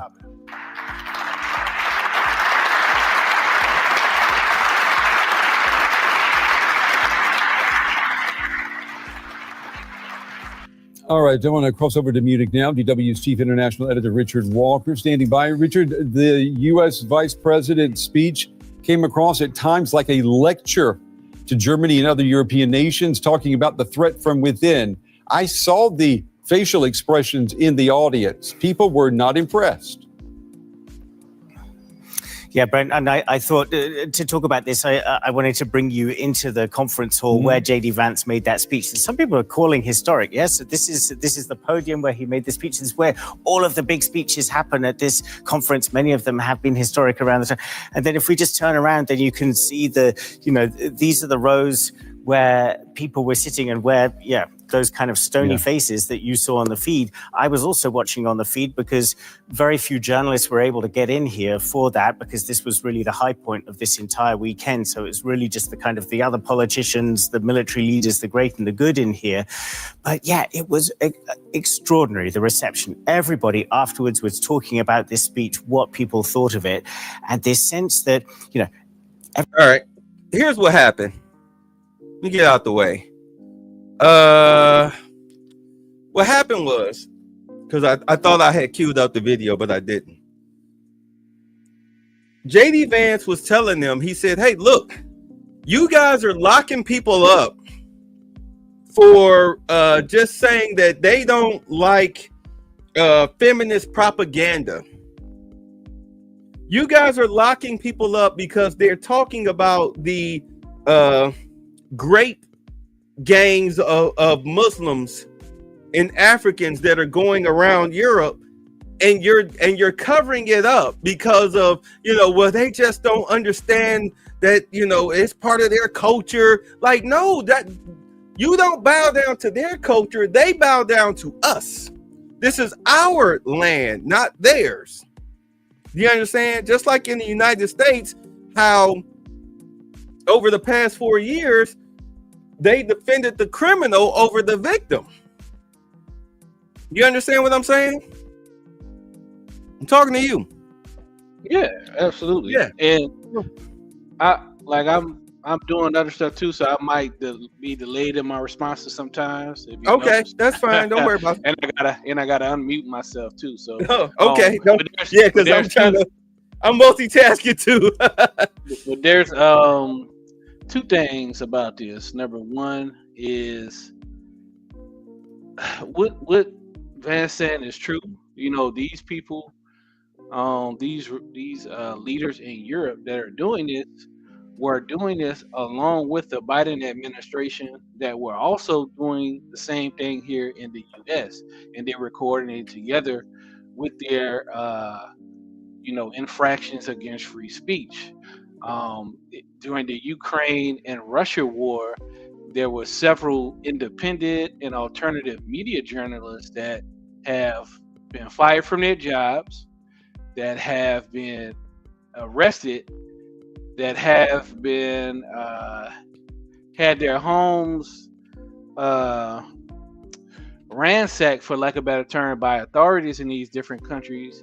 And there's even been at least one that I know of that has been killed. And so this is all a part of, the world order that existed. It's basically the end of Western supremacy and the U.S. hegemony, right? With the Western culture being at the top, with the U.S. being the sole leader of that entire generation. It's almost like the U.S. was acting as their champion, so to speak, as the British Empire has been in the past, the Dutch Empire before that, so on and so forth. Number 2 point is about the immigration piece. I truly do think that immigration is going to tear apart. Well, that's one of the things I believe is going to tear apart Europe, right? You have the energy crisis due to the Ukraine war and the U.S. basically making these countries get off of Ukrainian oil and natural gas. And so now they've been buying more expensive stuff from us and other countries. And that's basically de-industrializing Germany and other countries as well. But the immigrant part, I mean, you see it, you having all of these immigrant attacks all over Europe. And I personally, I do not think multiculturalism lasts long term. I do think that eventually those different cultures are going to clash. They're already doing it now. But you may, and I didn't notice. I didn't notice that there's actually a lot more immigrants in Europe than we would think of in our mind. And the only reason I noticed, because I haven't been to Europe, only reason I noticed because it's a lot of let's say native quote unquote Europeans that are complaining about it. They're saying things like London doesn't look like London, you know, or Paris is getting a little dark, in Paris. So yeah, that's the two things I kind of take from this whole situation, this whole conversation with the vice president and the NATO leaders. Well, this is what's going on. All right, outside of free speech, outside of them eliminating free speech, where they're criminalizing their own European citizens for just speaking about their frustrations online or in person. Matter of fact, hold on. Shoot, more than likely it's got to be in my history. I don't know why I'm tripping. Let me find it. I'd rather let excuse me. I would rather let him say it himself. Hold on. Where are you? Where are you? You sexy little thing. Where are you? Come on, senpai. Senpai. Let's see here. Hold on.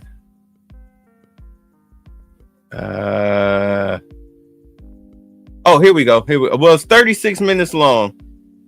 Oh no, never mind. No, we're not going that. Never mind. No. Hold on.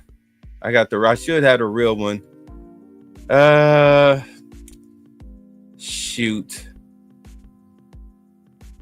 Because the guy who got it, let's see, DeRoy Darkins and Osmond, that his name? Osmond Gold TV, they have it. Let me see if he has the link to it. Yeah, here we go. All right. Oh, this is still him. Oh no, here it is. Okay, here we go. It's only 19 minutes long. We are very much looking forward to his speech. Please welcome Vice President J.D. Vance. I think, let me see, hold on.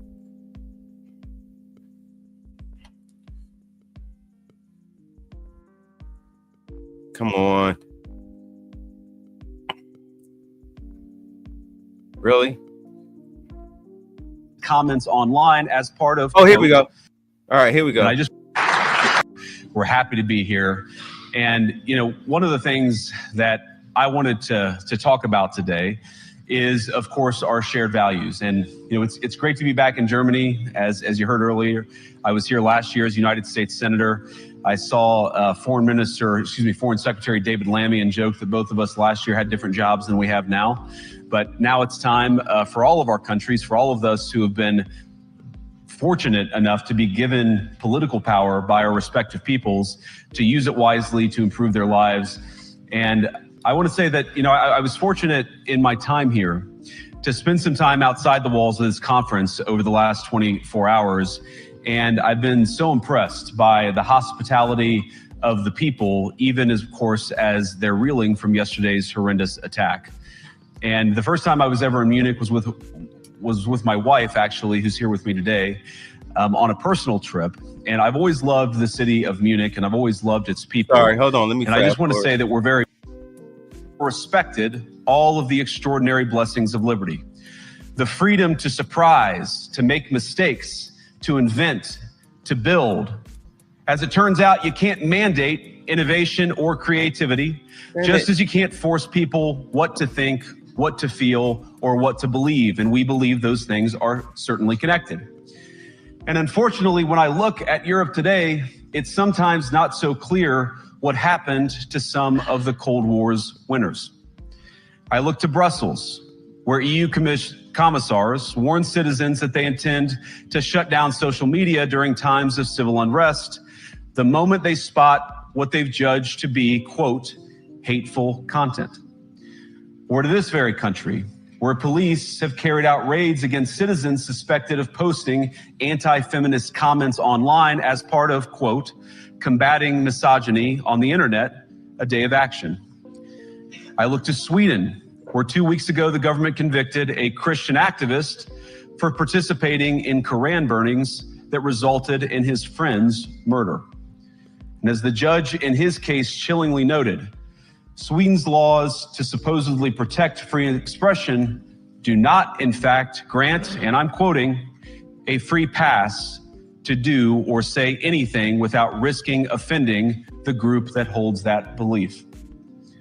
And perhaps most concerningly, I look to our very dear friends, the United Kingdom, where the backslide away from conscience rights has placed the basic liberties of religious Britons in particular in the crosshairs.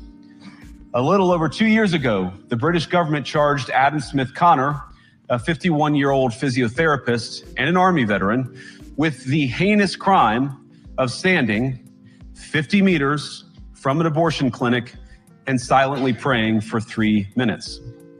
Not obstructing anyone, not interacting with anyone, just silently praying on his own. And after British law enforcement spotted him and demanded to know what he was praying for, Adam replied simply, it was on behalf of the unborn son he and his former girlfriend had aborted years before. Now, the officers were not moved. Adam was found guilty of breaking the government's new buffer zones law, which criminalizes silent prayer and other actions that could influence a person's decision within 200 meters of an abortion facility. He was sentenced to pay thousands of pounds in legal costs to the prosecution. Now, I wish I could say that this was a fluke, a one-off crazy example of a badly written law being enacted against a single person. But no, this last October, just a few months ago, the Scottish government began distributing letters to citizens whose houses lay within so-called safe access zones, warning them that even private prayer within their own homes may amount to breaking the law. Naturally, the government urged readers to report any fellow citizens suspected guilty of thought crime. In Britain and across Europe, free speech, I fear, is in retreat.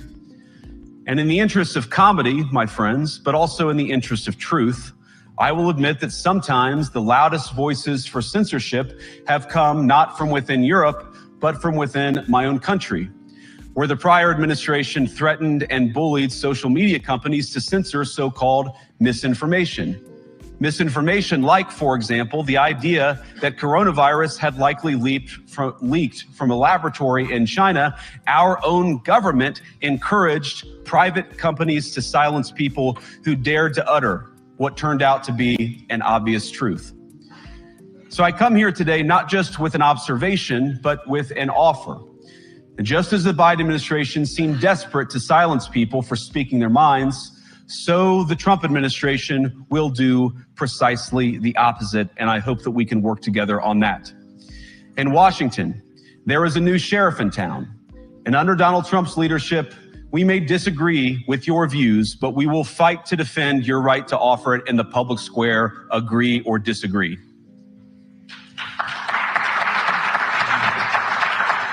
They're not happy. Now, we're at the point, of course, that the situation has gotten so bad that this December, Romania straight up canceled the results of a presidential election based on the flimsy suspicions of an intelligence agency and enormous pressure from its continental neighbors. Now, as I understand it, the argument was that Russian disinformation had infected the Romanian elections. But I'd ask my European friends to have some perspective. You can believe it's wrong for Russia to buy social media advertisements to influence your elections.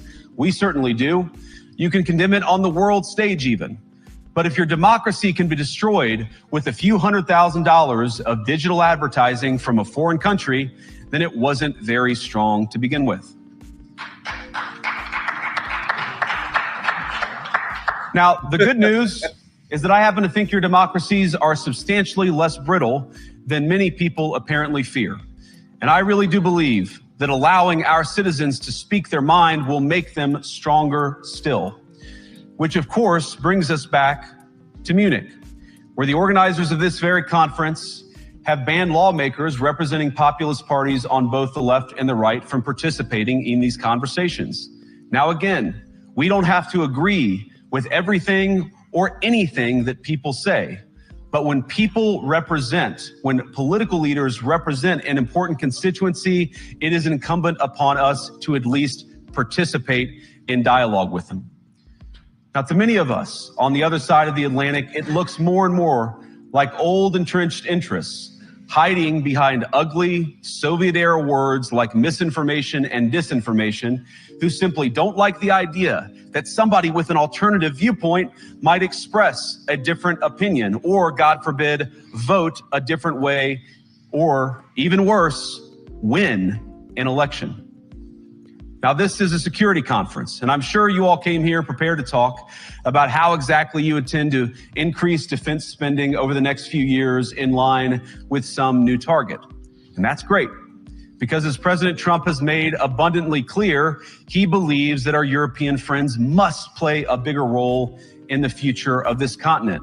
We don't think, you hear this term, burden sharing, but we think it's an important part of being in a shared alliance together that the Europeans step up while America focuses on areas of the world that are in great danger. But let me also ask you, how will you even begin to think through the kinds of budgeting questions if we don't know what it is that we are defending in the first place? I've heard a lot already in my conversations, and I've had many, many great conversations with many people gathered here in this room. I've heard a lot about what you need to defend yourselves from, and of course that's important. But what has seemed a little bit less clear to me, and certainly I think to many of the citizens of Europe, is what exactly it is that you're defending yourselves for. What is the positive vision that animates this shared security compact that we all believe is so important? And I believe deeply that there is no security if you are afraid of the voices, the opinions, and the conscience that guide your very own people. Europe faces many challenges, but the crisis this continent faces right now, the crisis I believe we all face together, is one of our own making. If you're running in fear of your own voters, there is nothing America can do for you. Nor, for that matter, is there anything that you can do for the American people who elected me and elected President Trump. You need democratic mandates to accomplish anything of value in the coming years. Have we learned nothing that thin mandates produce unstable results? But there is so much of value that can be accomplished with the kind of democratic mandate that I think will come from being more responsive to the voices of your citizens. If you're going to enjoy competitive economies, if you're going to enjoy affordable energy and secure supply chains, then you need mandates to govern, because you have to make difficult choices to enjoy all of these things. And of course, we know that very well in America. You cannot win a democratic mandate by censoring your opponents or putting them in jail, whether that's the leader of the opposition, a humble Christian praying in her own home, or a journalist trying to report the news. Nor can you win one by disregarding your basic electorate on questions like who gets to be a part of our shared society. And of all the pressing challenges that the nations represented here face, I believe there is nothing more urgent than mass migration. Today, almost 1 in 5 people living in this country moved here from abroad. That is, of course, an all-time high. It's a similar number, by the way, in the United States, also an all-time high. The number of immigrants who entered the EU from non-EU countries doubled between 2021 and 2022 alone. And of course, it's gotten much higher since. And we know the situation, it didn't materialize in a vacuum. It's the result of a series of conscious decisions made by politicians all over the continent and others across the world over the span of a decade. We saw the horrors wrought by these decisions yesterday in this very city. And of course, I can't bring it up again without thinking about the terrible victims who had a beautiful winter day in Munich ruined. Our thoughts and prayers are with them and will remain with them. But why did this happen in the first place? It's a terrible story, but it's one we've heard way too many times in Europe and unfortunately too many times in the United States as well. An asylum seeker, often a young man in his mid-20s, already known to police, rams a car into a crowd and shatters a community. How many times must we suffer these appalling setbacks before we change course and take our shared civilization in a new direction? No voter on this continent went to the ballot box to open the floodgates to millions of unvetted immigrants. But you know what they did vote for? In England, they voted for Brexit, and agree or disagree, they voted for it. And more all over Europe, they're voting for political leaders who promise to put an end to out-of-control migration. Now, I happen to agree with a lot of these concerns, but you don't have to agree with me. I just think that people care about their homes, they care about their dreams, they care about their safety and their capacity to provide for themselves and their children. And they're smart. I think this is one of the most important things I've learned in my brief time in politics. Contrary to what you might hear a couple mountains over in Davos, the citizens of all of our nations don't generally think of themselves as educated animals or as interchangeable cogs of a global economy. And it's hardly surprising that they don't want to be shuffled about or relentlessly ignored by their leaders. And it is the business of democracy to adjudicate these big questions at the ballot box. I believe that dismissing people, dismissing their concerns, or worse yet, shutting down media, shutting down elections, or shutting people out of the political process protects nothing. In fact, it is the most surefire way to destroy democracy. And speaking up and expressing opinions isn't election interference. Even when people express views outside your own country, and even when those people are very influential. And trust me, I say this with all humor, if American democracy can survive 10 years of Greta Thunberg scolding, you guys can survive a few months of Elon Musk. But what no democracy, American, German, or European, will survive is telling millions of voters that their thoughts and concerns, their aspirations, their pleas for relief are invalid or unworthy of even being considered. Democracy rests on the sacred principle that the voice of the people matters. There's no room for firewalls. You either uphold the principle or you don't. Europeans, the people, have a voice. European leaders have a choice. And my strong belief is that we do not need to be afraid of the future. You can embrace what your people tell you, even when it's surprising, even when you don't agree. And if you do so, you can face the future with certainty and with confidence, knowing that the nation stands behind each of you. And that, to me, is the great magic of democracy. It's not in these stone buildings or beautiful hotels. It's not even in the great institutions that we have built together as a shared society. To believe in democracy is to understand that each of our citizens has wisdom and has a voice. And if we refuse to listen to that voice, even our most successful fights will secure very little. As Pope John Paul II, in my view, one of the most extraordinary champions of democracy on this continent or any other, once said, "Do not be afraid." We shouldn't be afraid of our people, even when they express views that disagree with their leadership. Thank you all. Good luck to all of you. God bless you. Pretty much, there he is. What's up, Lewis? Pretty much, to summarize what he said, was look, if you want our help, you need to tell BlackRock, State Street and Vanguard, and George Soros to kick rocks. Kick rocks. Why would you self-sabotage? The only reason why that's happening is just like how it happened here in the United States the past 4 years. Because you have people in office who are taking money under the table to sabotage your countries. You're trying to destroy your countries from the inside through social programs, immigration, all right, and laws that make 0 sense. Like I said, like he said, something he didn't really touch on was that you have grape, quote unquote, gangs of Muslims and Africans in Europe, London, all right, the UK, that are graping women in gangs And there's nothing that the police are doing about it because they feel that, well, that's part of their culture. That's part of the Muslim or the African culture, and we can't step on their culture. Get the hell out of here. Are you serious? And if I speak out against it, you throw me in jail? Be it in social media or in public? It's that they're that backwards. They're that backwards.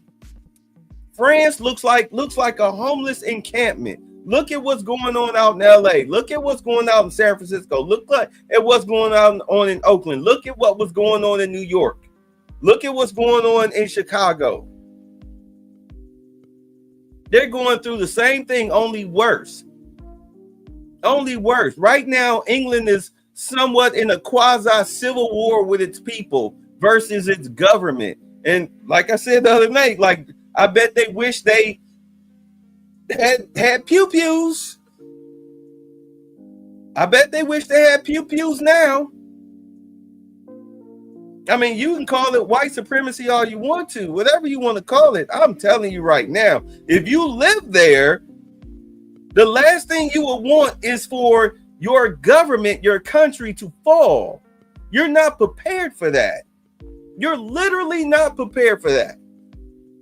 You still go to the grocery store to get your dinner or McDonald's or whatever. You are not prepared to live a true Mad Max life where the water is not coming out of the faucet. There is no electricity. There's roving gangs of bandits who are ready to take you out for whatever little items that they feel that you may have on you. You're not ready to live that life. You're not ready to get a call from the hospital or the police and say your daughter's been assaulted. Who did it? You at the hospital, she badly beat up and whatnot. Who did it? Oh, it was some migrants, but we let them go because it's part of their culture. You're not ready for that.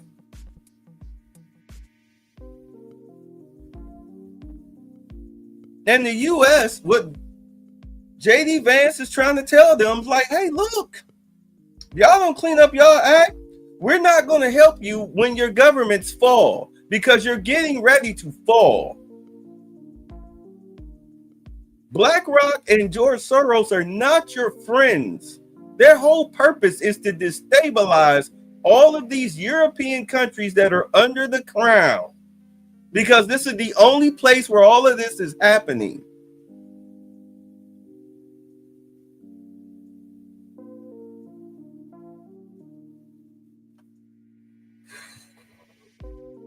All of this was orchestrated by Russia and China in order to help overthrow the world and have a one world currency. China wanted to be in charge. China was the bank, Russia was the muscle, but it's not working out that way. It's not turning out the way that they thought it would. And by the way, the people in South Africa, when Trump told those white folks in South Africa, hey, look, you can come to the United States. He was trying to warn them, look, we can't protect you.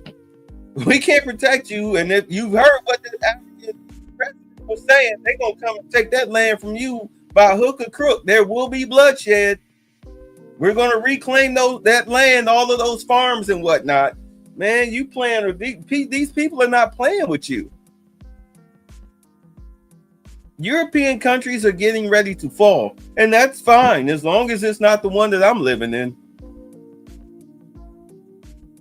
Which it doesn't look like it's happening. Thank goodness. Woo! But at the same time, when you look at, I'm going to let the fallout of this play. And you're going to kind of get an understanding that we're very close to not necessarily having a war with Russia, but more so fighting to defend our allies from foreign invaders from Northern Africa. But the only way that's going to work, they're going to have to change their leadership in order for us to help them. They're going to have to change leadership in order for us to help them. They have to get on the. They're going to have to get on the winning team, or else they're on their own. With me is Friedrich Merz, the CDU-CSU candidate for Chancellor. Mr. Merz, you had a one-to-one meeting with US Vice President Vance before he declared here on an open stage to the Europeans, but also specifically to the Germans, that there is no room for a firewall against the right. Did that become apparent in your conversation, and what is your reaction? We talked about completely different topics. Above all, we talked about the issue of Europe's defense capability. We talked about Ukraine, we talked about tariffs, and we only briefly discussed the domestic political situation in Germany. Still, I was not surprised, because he'd already announced in an interview that he would give us, how shall I put it, a public lesson on how to deal with political parties in Germany and how to deal with populism. And I have to say that we have a decidedly different opinion. How will you react to this now?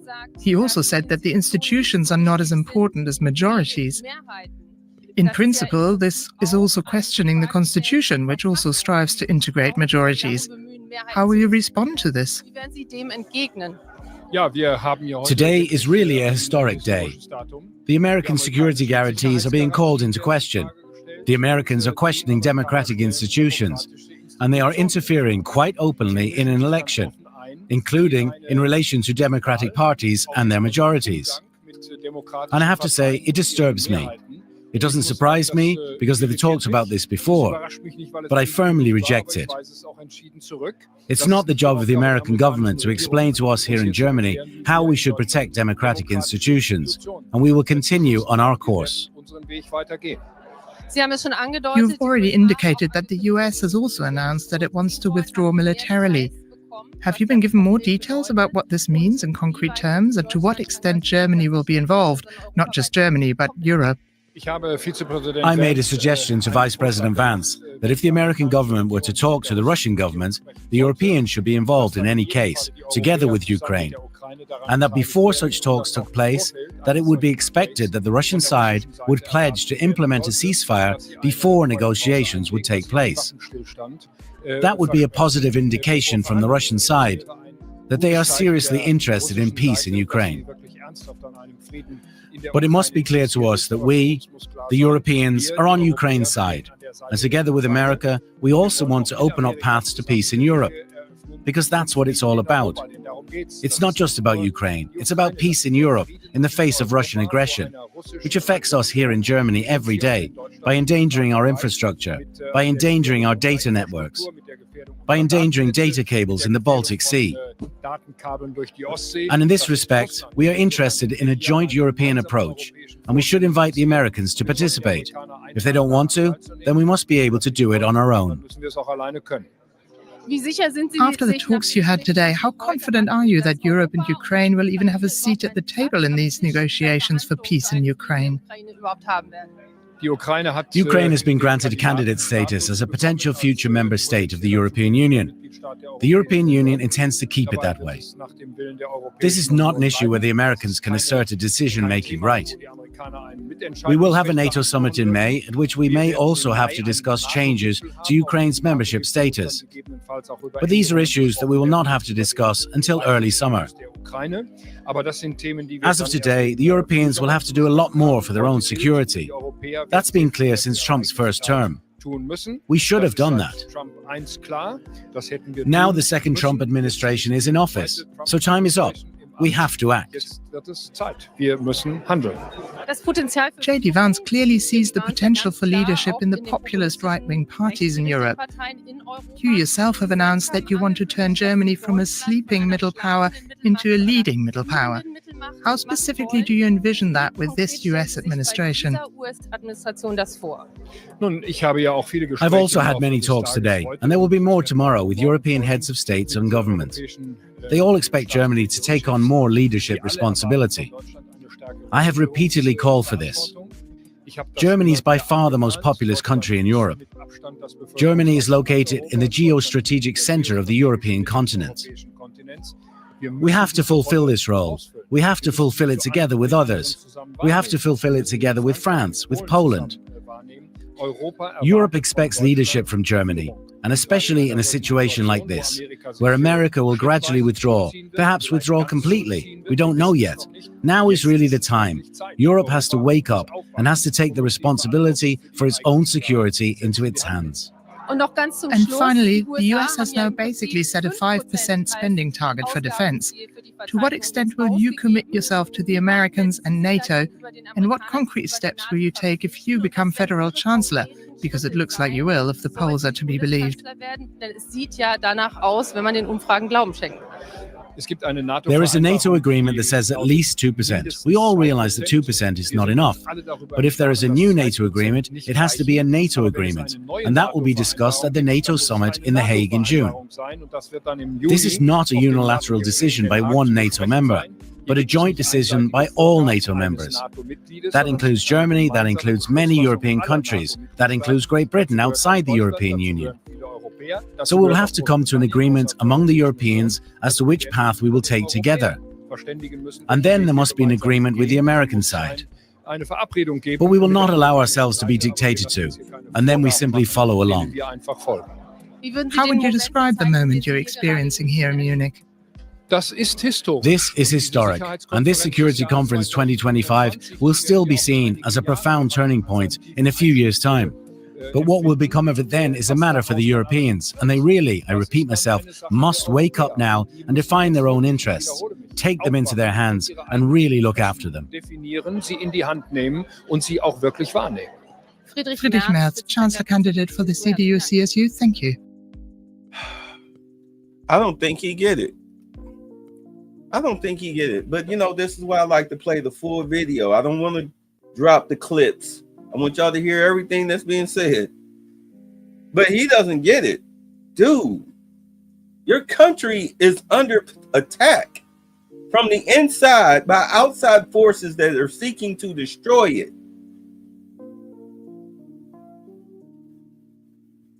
You're gonna make these energy deals with the US, just like Europe, all right, just like Australia, everybody else. But you're going to have to make changes politically if it comes to the point where you need the United States help. Because if you're still running around under the quote unquote Joe Biden-esque political ideology, Trump is not helping you. JD Vance is trying to warn you guys, straighten up your act, clean up your streets, get your illegal migrant situation under control. Get your leaders under control. You see what we're doing? We're running audits. We're getting ready to throw people in jail. Y'all need to do the same thing. You got to clean up your act. Now is not the time to be running around playing footsies under the table with social issues, trying to be cute. You're undermining your own civilization. But if that's what you want to do, then you go right ahead. We'll still sell you the oil. You want to sit at the table when we sit down and talk with Putin and Zelensky and work out a deal? That's fine, but do understand you don't have the power necessarily to run a gosh darn thing. Are you kidding me? We can fit your country in Rhode Island. I'm being sarcastic, but you're a small European nation. We can walk away with the table saying, hey, we have a deal, and you can sit up there like, well, I don't want that deal. And Trump will be like, well, then you work that out. Well, you work out what's best for you and your country. We've already made our deal with Russia and Ukraine. What you do is on you. Hold your own nuts, bro. You would think Germany would have had enough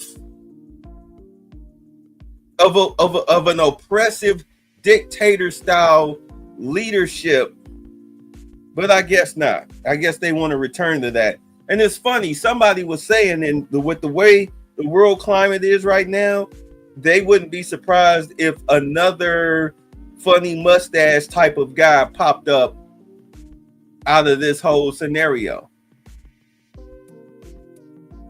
I wouldn't be surprised at all. It's just a matter of where it's going to come from. I mean, let Democrats say Trump is the dictator, but he's not.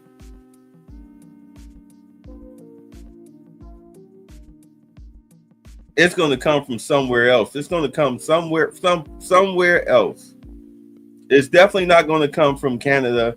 Definitely not going to be Mexico or South America. It's going to be somebody coming from probably one of these other European countries overseas. Somebody that's like, you know what?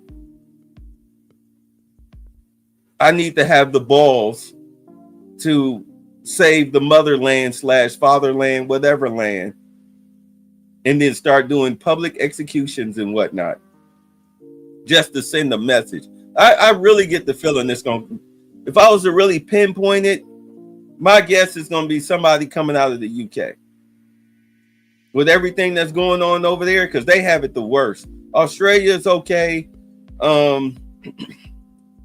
Canada, I mean, they're weird, but they're about to have a new leader. But I think it might be somebody coming out of the UK that's going to pull a funny mustache type of situation. I think it's going to be a UK leader. And then they'll probably won't be an ally, and it'll be a situation. And then we'll probably start seeing the nuclear missiles flow. At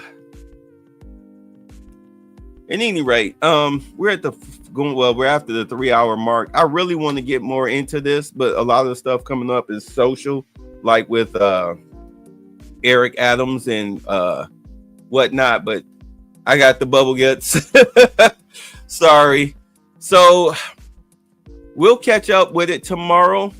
I'm gonna jump on tomorrow at noon. All right, I'll be on tomorrow at noon. I really don't. Everything that I need to do here in the house is, well, not everything, but the bulk of it is done. So I'll be on tomorrow at noon, and we'll discuss more of what's going on, because man, it's been a hell of a week. You guys He must have given up, thrown in the towel, abandoned his sad little masquerade. I finally got to him. The power of the press triumphs.